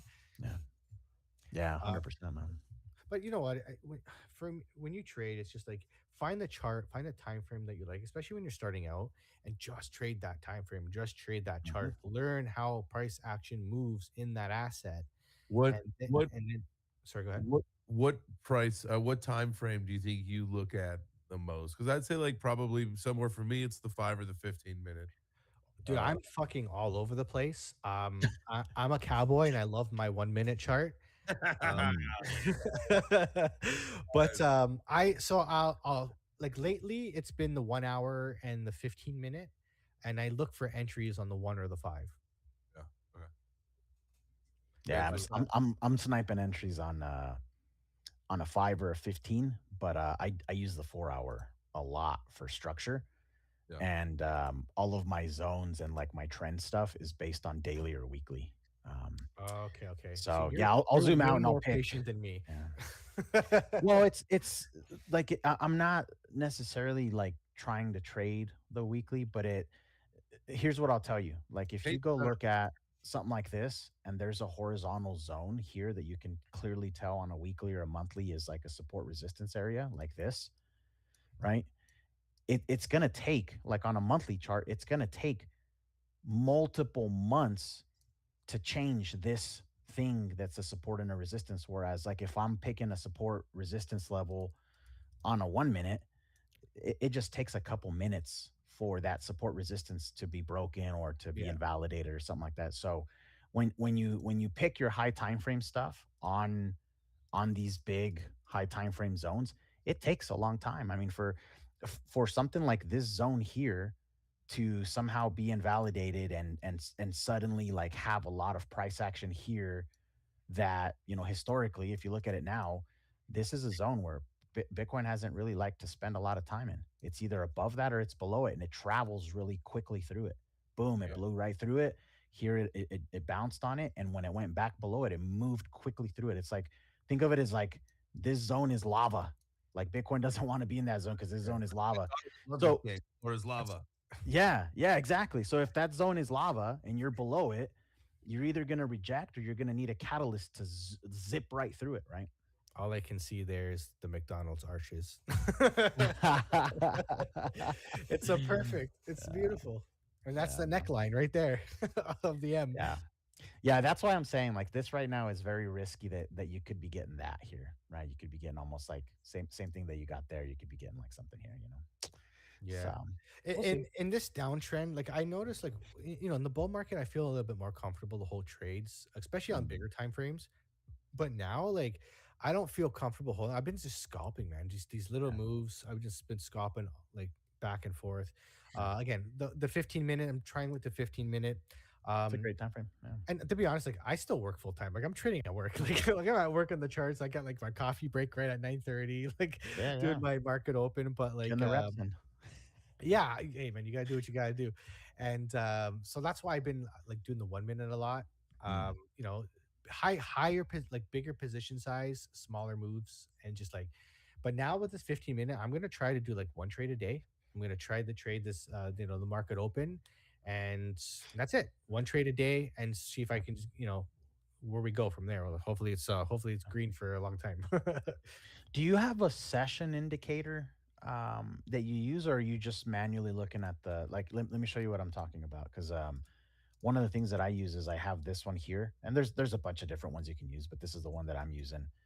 It's just a free, but there's a ton of free session indicators that they'll draw for you, like when the U.S. session opens, when Asia opens, when it closes, when the extended hours are. So you can get stuff like this. It can highlight like the gaps between US and Asia. So just kind of, it's an easy way for you to kind of know where you're at when you're looking back. It's like, oh, okay, that was US session price action. Oh, this was Asia. You know, you can. No, I don't have that. I honestly, I'm literally manually. I'm sitting there watching that fucking 15 minute candle close, and I just put my line, you know, Alt H or whatever. Like, I put my lines and I go from there. I like to be there on the trade. I don't like. I like to manage it, because what I like to do too is like as the price moves up, I'll bring my stop loss into break even. Yep. And then as candles start to close, I'll start leapfrogging, kind of like a manual, you know, trailing take profit, right? And I'll keep moving that stop loss up in the profit, just scalping that move for the day. You know, make a, you know, $100 or $200, whatever, and I'm out. I'm done. That's it. Walk away. I'm okay for today. Beautiful. But yeah, it's yeah, I've fucked around. I threw just one of those indicators into sessions, and like it's thrown like a box around like the New York, Sydney, Tokyo, fucking London. What is the indicator? How do you what do you type? There's a bunch of them. If you just type in trading sessions or market sessions, it'll pop you up a whole bunch. Some of them are free, some of them are premium or whatever. But I clicked on the Lux Algo one. There's a bunch of Lux Algo. Yep. That I feel like Traders Reality has another good one. The one I'm using is the one from Trade Travel Chill. It's from Annie. So I'm using the one from Trade Travel Chill. But yeah, I mean, at the end of the day, you just need something that simplifies that you can quickly see, okay, what session am I in? And sometimes it's good to know also, like if you know that Asia accumulated at the lows, at some point Asia is going to probably take some profits on their positions if it's up, you know. Yep. That's awesome, dude. Yeah, yours looks a lot cleaner than the one I'm trying to get on here. Yeah, this is the one by TTC. It's I think it's called Market Sessions by Trade Travel Chill. Market Sessions. Yeah, this one right here. And it's got all bunch. It's even got moon cycles, dude. I don't know if you guys ever look at moon cycles. These you know what?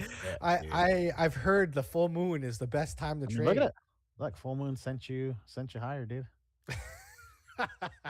That's hilarious, dude. I've got some people that dude, they like religiously trade this stuff. Yeah. Remember what was her name? Marin? Yes. Market Sessions, why which one? This one's by TTC, Trade Travel Chill.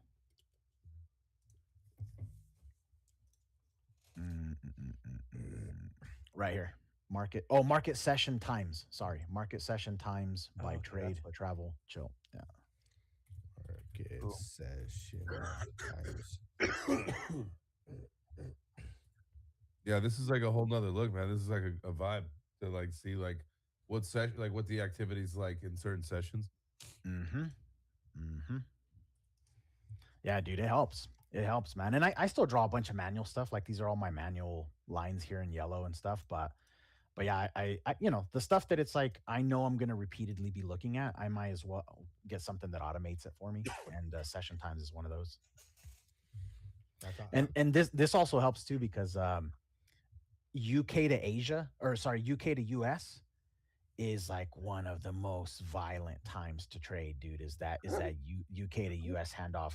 If you go back and you look at this, most of the time that's where there's like major moves, and a lot of the fake outs, like here, huge fake out. It dumped and then it just reversed right into US. You see that a lot. Like if you go back and study this right here again, UK to US, boom, fake out up. It looked like it was going to dump and then it just went up anyways. It'll probably do it again tomorrow morning. Wherever, if Asia, let's assume Asia keeps coming down. If UK starts like reversing it and sending it up, at some point UK is going to give you a fake out, and then US will probably send it the other way or send it the original way.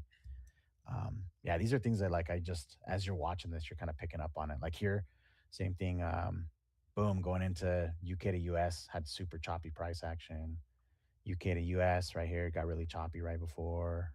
Again, right here, a lot of fake out. See, this is what the bear markets are for, man. I've been, I got to a point now where I understand like my models and how I like to trade, and like how I've been trading, like actively trading for about a year and a bit now, and you learn what kind of trader you are, like what you like to do, your things. Like I've learned a system from being in a trading group, and I've learned somebody else's system, but like now I've kind of like gone off on my own and like making my own decisions. But you have to have a knowledge base first before you can go off and make your own decisions. Yeah. Yes.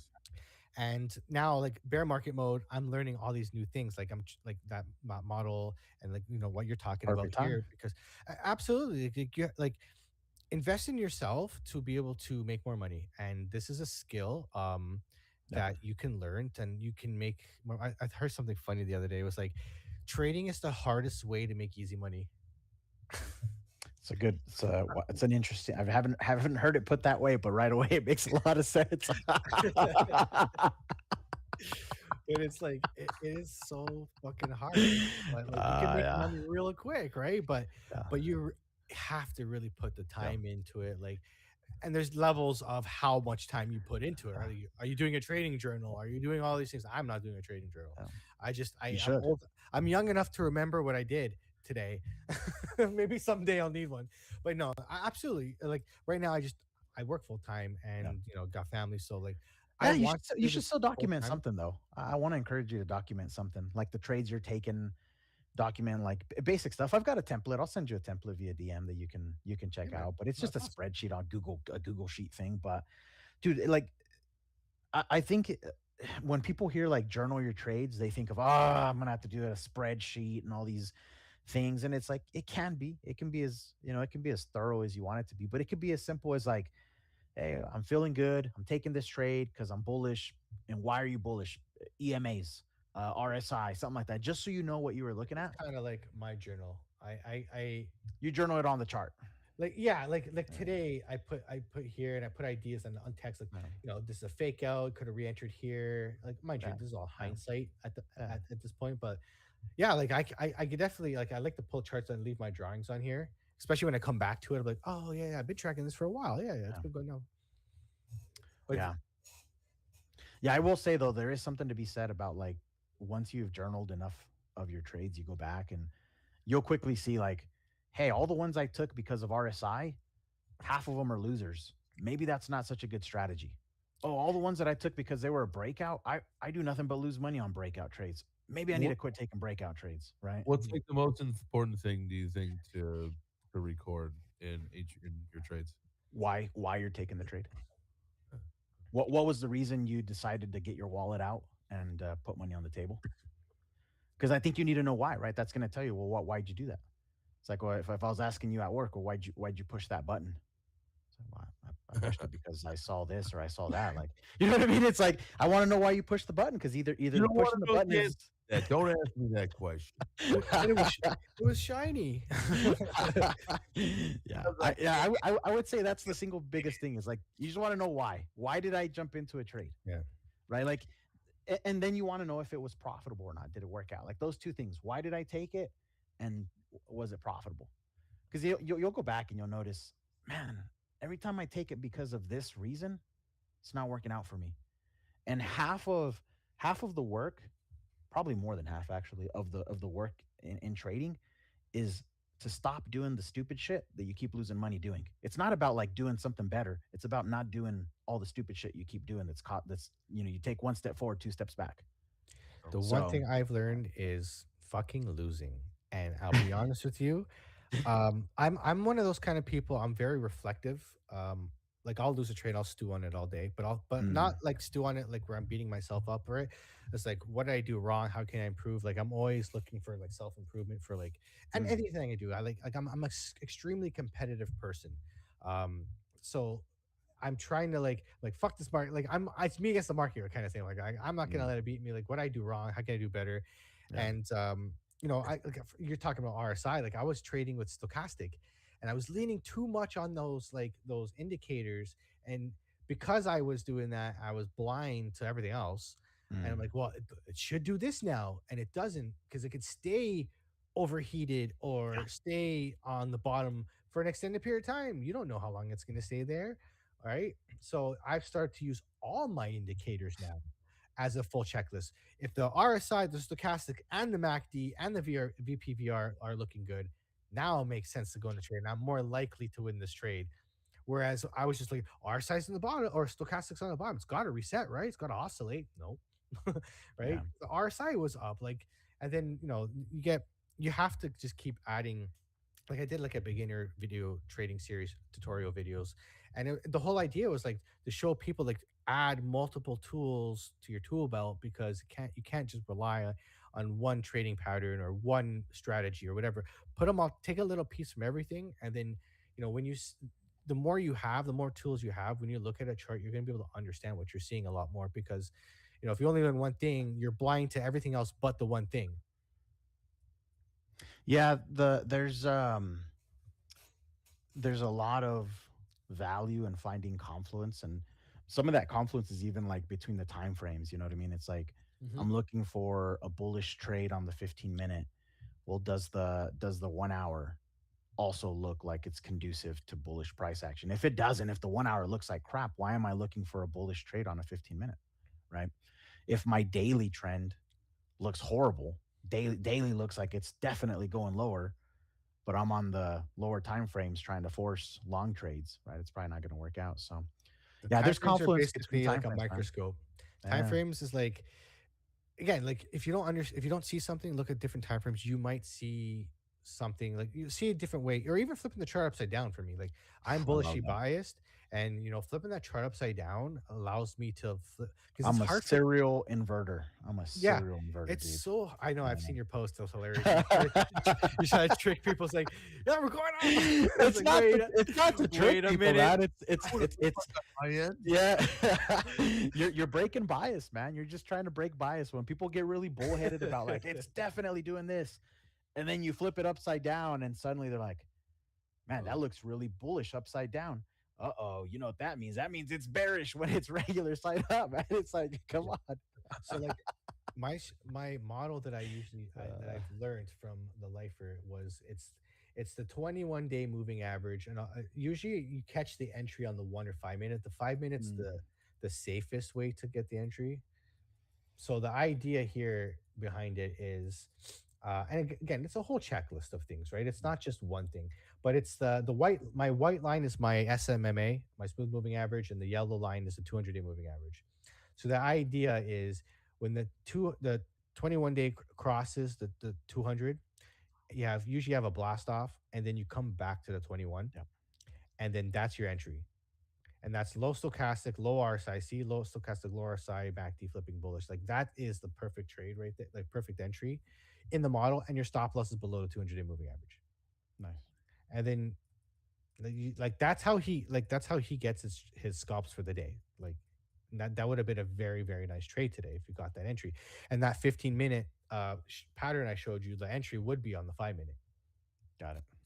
So that's what I've learned. And but again, it's not just the one thing. It's the confluence, right? Like you have low stochastics curving up, and MACD, and then if you're talking about your VPVR, right? If you get through this gap, this right here, you got a huge gap. Like Yeah, it's gonna price, fly right through that. absolutely. And then again, you consolidate at this gap, and you go up to here, like. So using those things all together are gonna give you more of a better probability to win the trade. 100%, man. Yeah, this is where again, like it's kind of an art, right? It's a bit of an art where it's like everyone, some people are gonna sketch with, with crayons or with pencil, or some people drawing with a pen, some people are doing pastel, or it's like, but at the end of the day, it's can you paint the picture? You know what I mean? Does it make sense for Absolutely. you? Yeah. I want to use scratch and sniff markers. That's hilarious. Let that NFT, please. Just scratch and sniff it. Oh, that'd be awesome. Scratch and sniff QR codes for NFTs. There we go. You heard it here first on Trade Daddies. Smell-o-vision, or what? Like, is that the essentially that technology? Proof of smell. That's funny. Yo, how did you guys end up with Trade Daddies as the name for this, by the way? Well, like y'all were just kind of sitting around and it's like, hey, let's start a trading show. Cool. Like, well, what can we name it? Well, we're dads. Let's just call it Trade Daddies. It was literally like, first it was Live Trade Warriors, did a whole thing with Live Trade Warriors, and then we're joking on one of our episodes, like Trade Daddies, and we're it's like as a joke, and then like we're talking on Jay Changes Space, and it's like, fuck, that sounded really good. So, yeah, I mean, it's catchy, it's marketable. Like, we both have to wait for like our kids to go to sleep, or for our wives to be able to like, we'll handle bedtime or whatever. But like, yeah, like the name fits. Like, we're both daddies. We're trade daddies. Welcome to Trade Daddies. Appreciate you being here. Yeah. No, it's a cool name, man. Yeah. And I work with so I'm working with Exchange VDEX, and like the whole theme of like VDEX is like sharks and like things. So I'm Shark Daddy now. So like, so I'm one of the traders in the community there, and like now I'm gonna get like a shirt made and all that. So it'll be fun. Again, little fun thing to do. Got to keep people entertained with the bear market, right? Got to keep people here. Yeah. Yeah. What's funny with the being a parent stuff is, you guys will probably relate, but it's like a lot of times I have these thoughts where I'm like, man, it'd be cool if one of my kids really got into trading and started picking it up, and then at the same time I'm like, nah, trading is awful. Trading is like such a grind. Like, it's, you know what I mean? Like what it does to your psychology, and it's tough, man. It's like, nah, you know what? It's you versus you, man. It's not you versus the market. It's you versus you. It's 100% you versus you. And it's like, yeah, you know what? It's a great skill set to learn. But they're what was that quote you said earlier? Like, it's the hardest way to make easy money. Like, yeah, there's other ways to make money that are probably easier. Yeah, I always tell people trading is a way to make some side cash. It should not be your main income, because that's too much pressure. And like, I see traders that have been doing this for way longer than me, and they still get emotional. I still see them, the ego sets in a little bit, like, or you feel the pressure, especially if you're a big streamer. Like, I don't know how anybody would not, have, days where they lose a trade on the live, and it's like, well, I gotta fucking get that back. Like, you take a little bit more risk than you would. Like, every trader does it. Yeah. Everybody, nobody's perfect. We're all humans. Yeah, that's part of it, man. Like, attitude. Like my main portfolio is just buy and hold Bitcoin for those 4 years and come back in a couple of years, and that's where my main portfolio is. But if I pull a couple $100 out of the market here and there, trading, like, I'm not gonna say no to that. Like that, like, for me, this is all a learning experience. But I don't want a paper trade, because like I feel like I'm gonna take it more serious when it's like my own money on the line. And I have been. So like, it's teaching me discipline, and it's actually making me a better person, because I have to be disciplined here, or else I'm just gonna get wrecked. Like you have instant punishment for like, doing stupid things, right? And you get humbled real quick. A little bit more patience. Yeah, and it's teaching me, like, for me, it's been teaching like this is how I'm going to trade. This is my model. This is my rules, and I'm going to stick within them. And some days the other day I had a really bad day, and I had to take a little bit more risk to make my position back. I should have just walked away for the day, but and that's a day where I'm like, fuck, I shouldn't have done that. Like, let's not do that again. Like, let's not get back into these bad patterns. And then, the next 2 days we cleaned up our act and we're in profit in the next 2 days, right? Because I went back to my rules and I did one trade. That was it. It was one trade a day. Nice. Just make what you need, get in, get out. It's not the place to stick around. No, absolutely. And if I'm gonna do like small time frames trades, like I just keep the risk low, right? If I'm gonna walk away, I'll keep the risk low, and I'll be like, yeah, if I'm gonna lose this, or whatever, like I don't care. Like, Dude, my favorite trades are the overnights, like where I'll stay up, for UK Open or something like that, end of Asia. So it's like early morning for me, and then wait for it. It sets up, gives me all the green lights. Take it, go to bed, wake up. Is that like on mostly weekdays? Yeah, I mean it doesn't really matter, I guess, but yeah, I'd say mostly it's weekdays. But yeah, when I'm the kind of trader that when the setup's there, I really, I kind of take it just because it's there. It's like just part of my. I would love to do like at some point. I would like to do that, like where if I didn't have to work, or if I had like some time off, like just try to do like all the different sessions, just to see how it feels. Like I've never done it before because I got to work. Right? Around the world today, we're doing a 24-hour stream. We're gonna trade every session. Dude, what sucks though is like even when you're full time in it, is 99% of the time, at least 95, you're just waiting. You're just sitting around waiting for the setup to set up. And then the setup is there, and then you click the button and okay, job's done. It's like, you know what it reminds me of, man? There's a joke, and it's always been one of my favorite jokes, but it was like a joke talking about on the subject of dads, right? It was like talking about how dads, it was saying like, man, this is some BS. Dads get all the credit when it comes to like barbecuing and grilling outside, but it's the wives in the kitchen that are like cutting up the vegetables and making the sides or doing whatever, prepping this, and then they just take everything out. The dude just throws it on the grill, flips it over, takes it off the grill, and everyone's like, oh, thank you, the food was amazing. They're thanking the guy, right? And they're like, the guy did nothing. All he did was, and it's like, no, that's they're drinking a beer. Yeah, but it's like, nah, that's the most important job. Like, that's the most important job for sure. And that's how trading is. Like, most of the time, you're just waiting. You're drawing your levels. You're monitoring your EMA or whatever. And then it's like time to do the job. And it's like, click. All right, I did my job. Took me 1 minute. That's it. Well, I am a mechanic by trade, right? Like that's what I do full time. Ah, nice, man. And when I look at like painting a car, right? Painting the car is quick. The prep to paint the car is what takes a hell of a long time. And that analogy kind of made me think of that. And you're absolutely right. But like that work that you're doing takes a long time to learn how the hell to do that.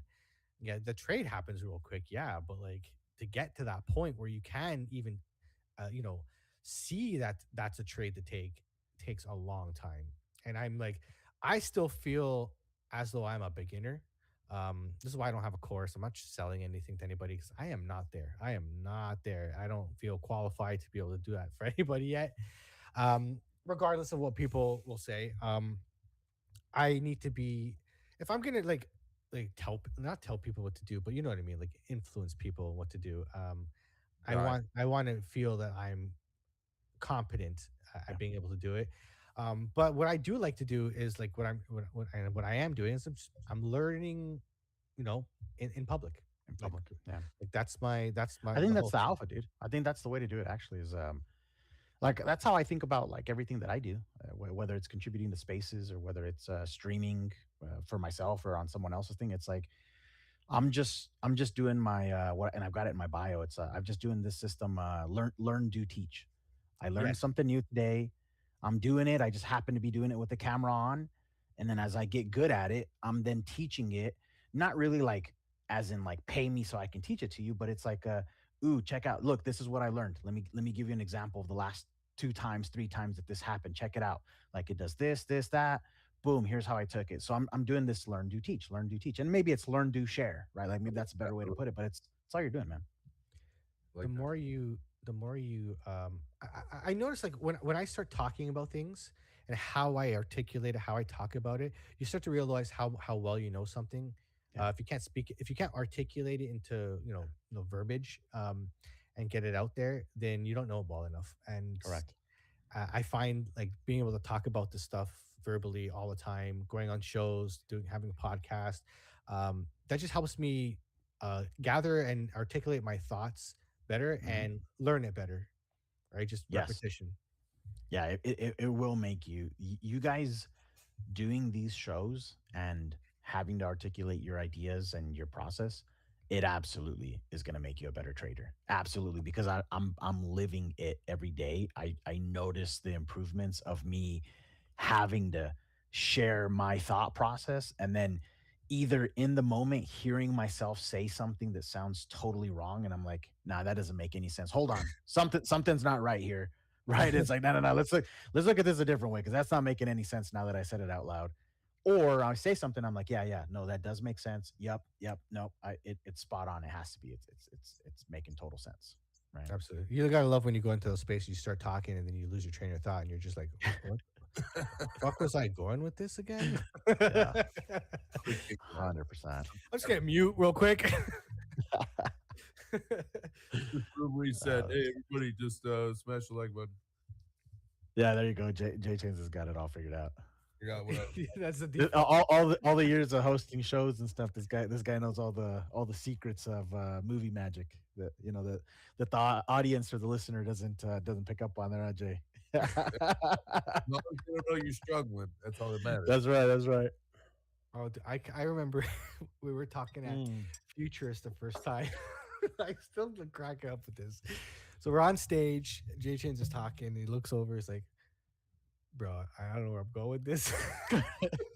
so we got his back, and we start talking on the mic. Me and Mr. Dude there, but it was so fucking hilarious. Bro, I don't know what I'm doing here. I don't remember where I was going with this. Like I just those fleeting moments, like you're just sometimes the mind races just a little bit faster than you're speaking, and all of a sudden that took it off. It's like, man, that's gone. Yeah. Gone. I'll be talking and I'll have another thought, and like that's it. Like both trains just derail. Crazy stuff. It does also, I will say, the other positive benefit of spaces and streams and shows is, it does make you a better speaker, right? It does help you out with that. Yeah. Yeah, I would have never spoke. I would have never thought that I would speak on stage until I made Jay Chains, and thank goodness he motivated me to do that, because here I am now making content and all that. It's like There you go. it's a weird full circle moment. Back right in 2021, watching all these YouTubers online, and now we're kind of a little peek behind the scenes here, like kind of doing it now, right? And it's pretty Right. cool. Oh yeah. Dude, we're going into the big rotation, I think, in terms of content creators. I don't know if this is just me kind of picking up on it, but I feel like there's like a new wave of people that are coming up right now, and I think everyone who stays consistent during this year, during the bear, right? I mean, I think you're going to be positioned pretty nicely for the coming years, man. Dude, I shit on fucking Cardano yesterday in a post, and all I'm getting now is fucking Cardano influencers on my fucking timeline. Dude, you can't trash Cardano. You can't trash XRP. You can't trash, like, you know what I mean? I didn't even trash it. I just asked a simple question. I'm like, tell me what problem Cardano is solving that another blockchain isn't doing, if not better already. Wells in Africa. Like, who's building on Cardano? Like, maybe some people, but what app or what anything is anybody that you know of even remotely touching that's on Cardano? Nothing.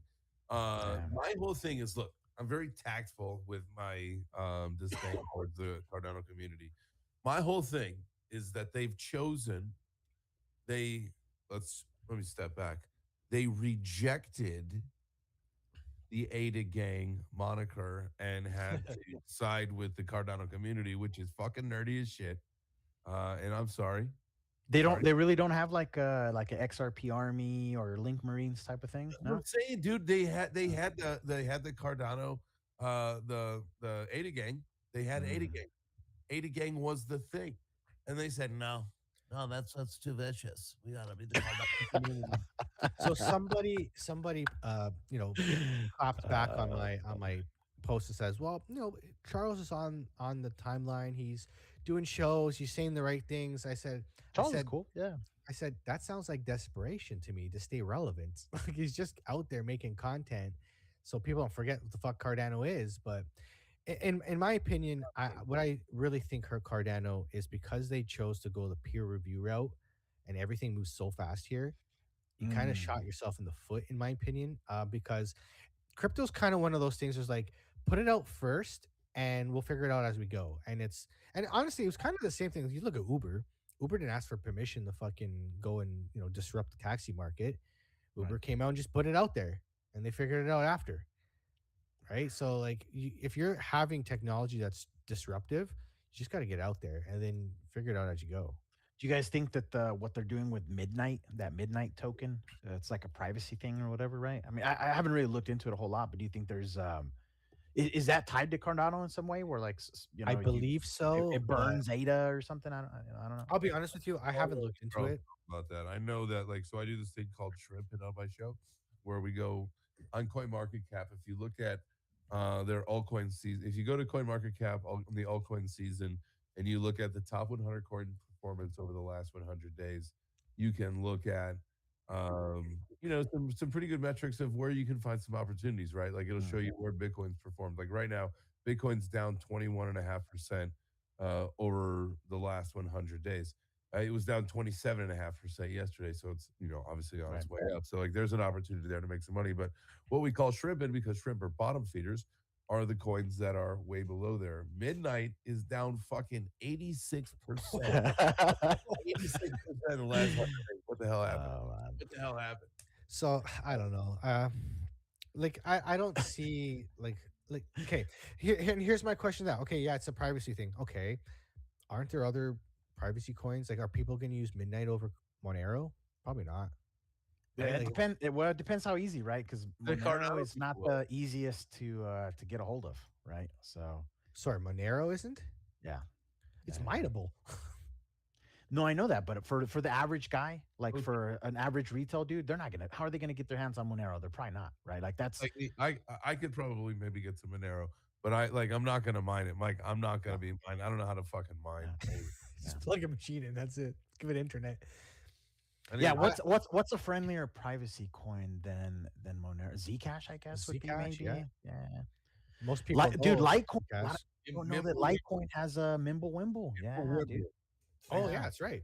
Thanks, Luca. Yeah, so that's literally the logical question. Like I'm not saying that it can't do well. I'm just saying like there are other things that are already doing what they're trying to do, if not better, and more. There's more people using it. So the way I look at altcoins is the way I would evaluate a company. Do they have a user base? Are they making revenue? Is it growing? Are they growing this? So if I'm looking at investing in a company, for example, I'm going to look at their fact sheet. I'm going to see, has revenue been growing year over year? What's their valuation based on EBITDA, right? All that kind of stuff like that. I'm going to look at all their earnings and everything and make my my calculation whether it's undervalued or overvalued. And mind you, I would argue that most altcoins are overvalued, and this is why we have these boom and bust cycles, because things just come back to earth. And yeah, like I just don't see market fit for Cardano when you have Ethereum, you have Solana, you have AVAX, right? Like, are people going to choose How many coins do Cardano you over think those? are gonna die? Like when the dust settles, like when we get to like actually adoption in the next couple of years, how many of these coins are going to die? And what do you think is going to be the most shocking for people? Like the biggest coin, like a Litecoin or something like that. Like it just what is Litecoin even now? What is it in the ranking? See, Litecoins, Litecoin and Dogecoin are kind of tied together because that's what the miners Burge mine them, right? Yep. So it has value, has a lot of the same check marks as Bitcoin. Like look at Dogecoin. This is the irony of Dogecoin. Why it's so fucking funny. There's no founder, kind of like Bitcoin. Yeah. Founder left. It's mineable, so security wise, very secure coin, probably more secure than most altcoins. What are you talking about? It's got a good community. I'm talking about Dogecoin. Oh, So like when you look at the like what makes Bitcoin valuable, security of the network, it's mineable, like all that kind of stuff, like that proof of work. The only difference between Dogecoin and Bitcoin is the supply, right? Like Yeah. there's a massive supply compared to Bitcoin, right? And again, Litecoin, same idea, fork of Bitcoin, like it's mineable, high security, got a good community, and the hash rate continues to go up. And so at the very least, the value of the coin is the electricity cost to be able to Correct. produce it at its lowest point, in my opinion. So there is value tied there because it's energy, right? We're And all, Litecoin does have a cap supply as well. So at some point, yes, you do have yeah, kind of the Bitcoin effect over 21 million. time. Yeah, I think so. If I'm not mistaken. Because it's just, I mean, it's just a fork of Bitcoin. Should only have 21. Let's see, Litecoin. Max supply is 84 million. 84, that's right. Litecoin is 84. That's right. And Yeah. circulating supply 76.91. So like it's like 90 something percent circulated. That's Yeah. crazy. That's Yeah. crazy. So Yeah. then that's going to be an interesting dynamic, because when the supply is all out there, the miners are only going to be making money off fees. That's where that's the make or break point, in my opinion, because Yeah. if you're not making enough on fees, there's no incentive to mine. If there's no incentive to mine, everybody shuts off the miners, and then bye bye. But no, but that's the thing. Like that's what everybody thinks. The institutions like American BTC, like they're buying fucking like 100,000 square foot fucking warehouse. They're building 100,000 square foot warehouses to put these mining facilities. It's gonna put the fucking someone that says I'm not making money off this anymore and just turning it off. Like it doesn't fucking matter anymore. That's why like the whole thing about the cycle and all that shit with the mining and profitability, it doesn't fucking matter anymore. It just doesn't. Like A lot of the big mining companies have like if you look at Hut 8 is one of the biggest mining companies in Canada, and they've diversified. They were actually one of the first ones to diversify. They were doing data center stuff. And now a lot of Bitcoin miners have pivoted to AI. So it's just I've noticed, like, you have to find like the ones that succeed, like mining companies that succeed have multiple streams of income to be able to cover their mining expenses with other income to be able to survive these downturns in the market. Plus, they're also like smart miners now. So one of the guys that jumps on the Wolf Spaces with us every day, his name is Landy. I don't know if you guys have come across him, but Crypto Landy is his ticker. Smart dude. He's been in Bitcoin since a very, very long time, and he's been around a lot of the mining operations. But he brings a lot of the mining insights, and like like one of the things he really tries to hit on quite a bit is that these miners are smart. If they know that they need to turn off, like and it's down to like the individual level.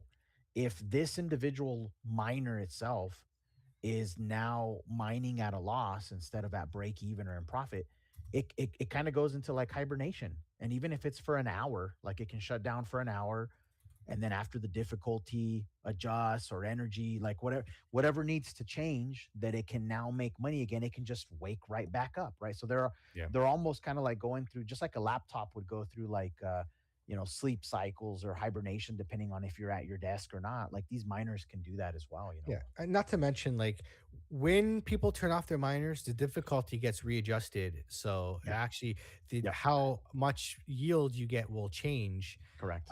So it actually it's like a mechanism that will kind of equalize itself at a certain point. So a certain amount of people turn off where it actually does make sense to mine, but whoever has the newest machines or the highest hash rate will They're be at an able to. advantage.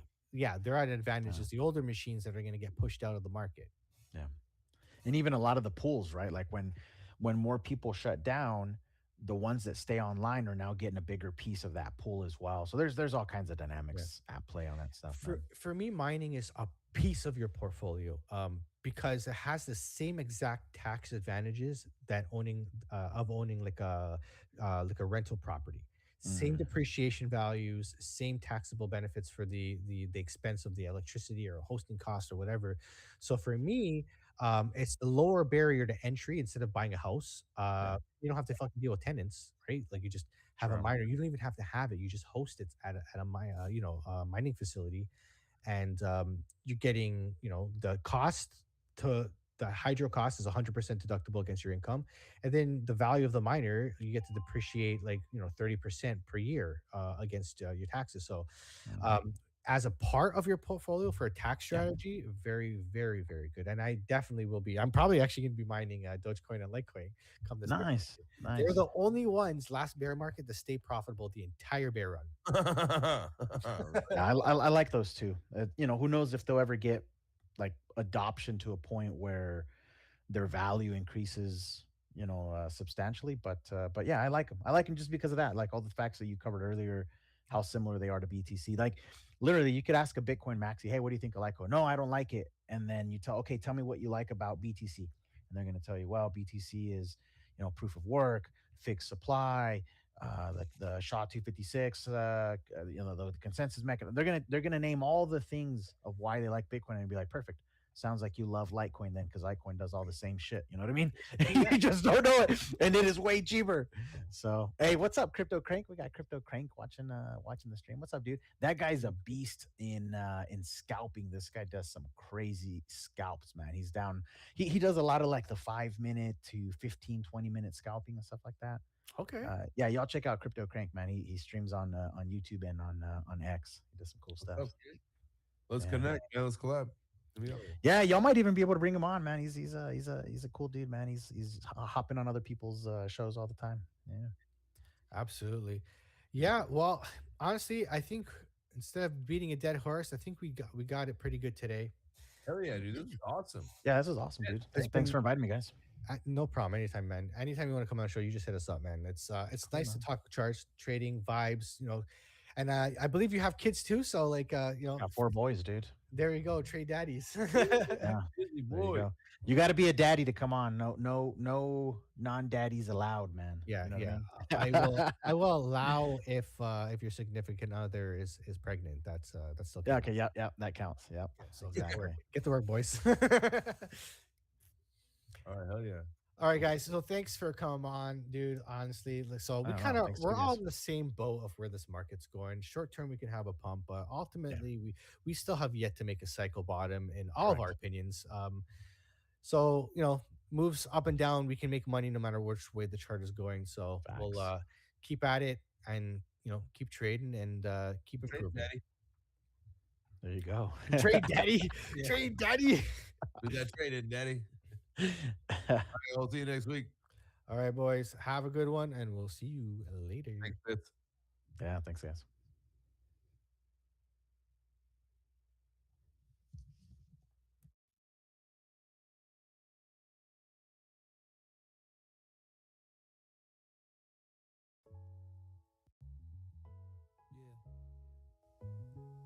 Another session in the books. Trade daddies. Let's close it out right. Yeah. From the charts to the couch, we appreciate your time. Every view, every share, that support is a sign. Late night learners building wealth slow. Plant seeds today, watch the legacy grow. We don't flex hype, we invest in the grind. Teach discipline so you level your mind. If the game gave value and the message hit deep, run it back, tap like, let the algorithm speak. Trade daddies, yeah, we here every week. Dropping gems, keeping structure unique. If you vibe with the movement, help it expand. Like, share, subscribe, build the brand. Trade daddies, yeah, we teach no cap. Real dads, real trades, real talk on the map. No promises quick, just knowledge and reps. Risk managed tight, calculated steps. From beginners to vets, everybody can learn. Market cycle spin, patience earns. So salute to the viewers, community strong. Independent thinkers, moving along. Hit subscribe if you rock with the show. Turn alerts on, don't miss the flow. Don't miss the flow. Who keeps it real? Trade daddies. Who builds the skill? Trade daddies. Like it up, share it wide, share it wide. Subscribe and ride. Daddy time, knowledge climb. See you next week, same grind. Trade daddy.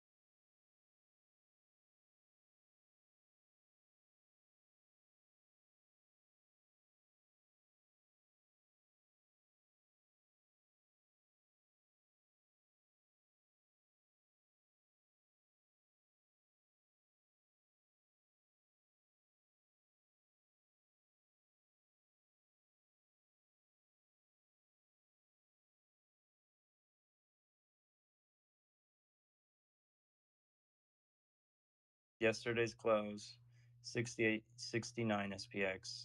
High of day, 68.70 right now.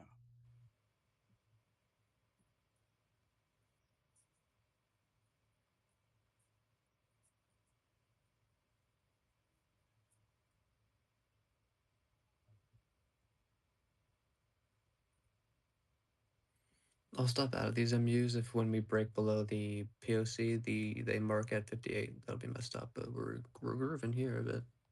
There we go. There's 5% gains. Woo! Come on, come on.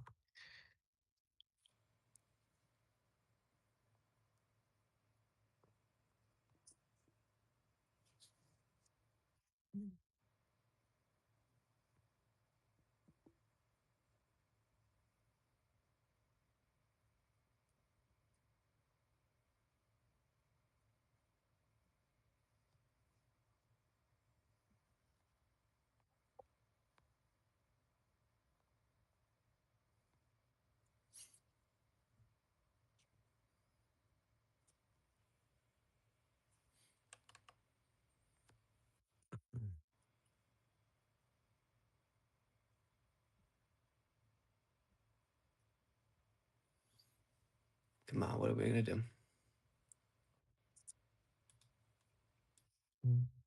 Wow, IWM just took an ass beating.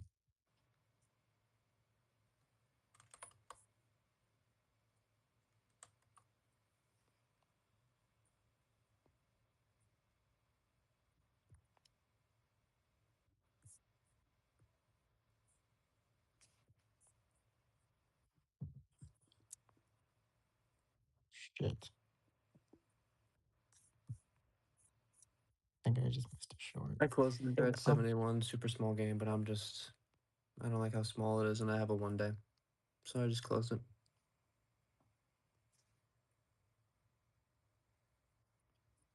we just missed my short. Okay. Now we wait.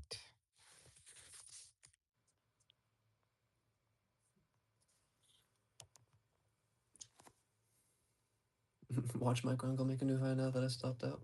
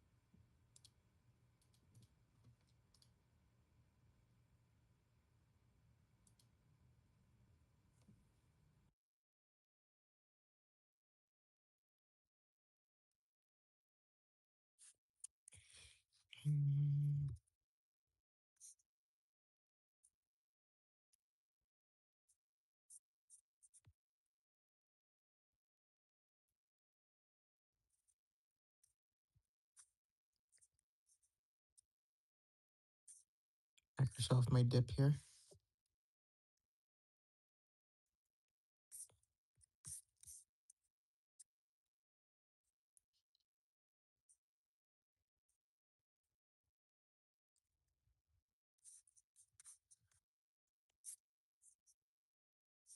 Individuals do not look that pretty as they did.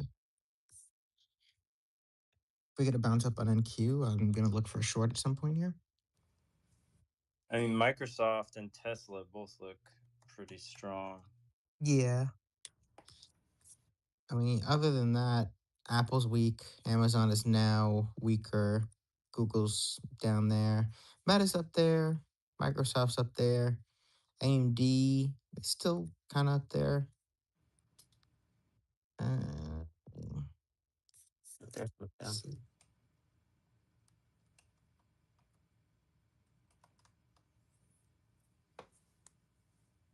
Oh wow, NQ and NDX are only 20 points apart now. Was not like that yesterday. If you shorted ES on the gap fill, you're now up over 20 points. And I think QQQ hit previous day high to the penny as well. Wow, yeah, this is very reactive level.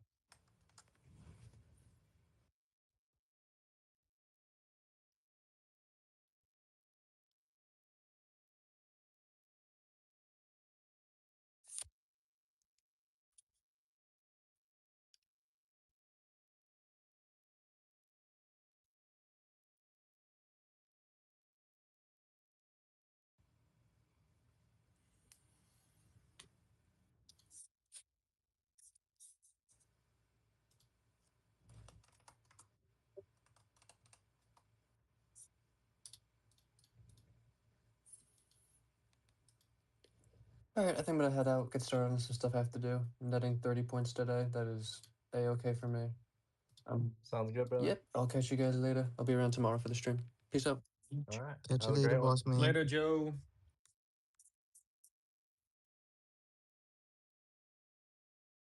Rivian flagging here at highs. IGV is at highs.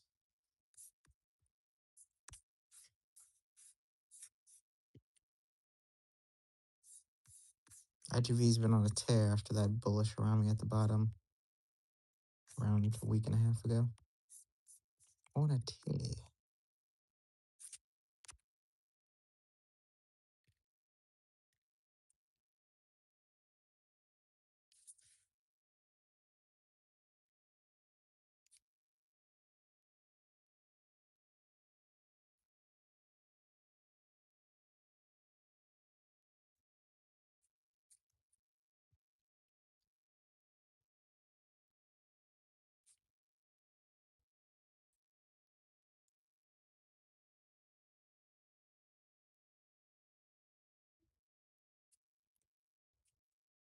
Can they keep this thing running? Did tap that London high. Still have Asia that we haven't taken slightly above. Previous day high was already traded to last night. Kind of a weird spot. There you go, Apple. That's what I needed to see, man. A rejection off the EMAs. Let's go lower.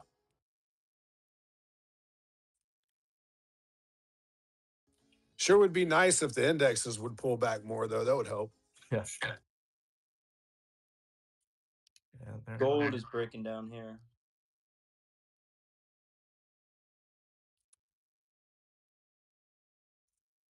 What was NDX at the open? NDX at the open was 980. What was NDX yesterday? NDX yesterday was 780. Yeah, I'm not quite firing on all cylinders yet, but I'm glad I picked the right one today. Hell yeah. Hell freaking yeah.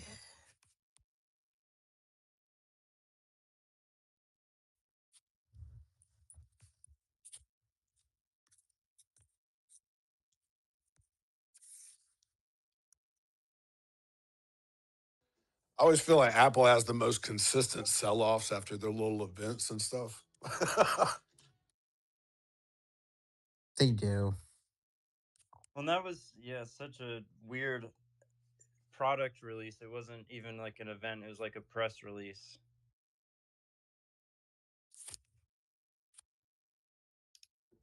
Apple's got like a super gnarly Head and Shoulders on their bigger time frames too.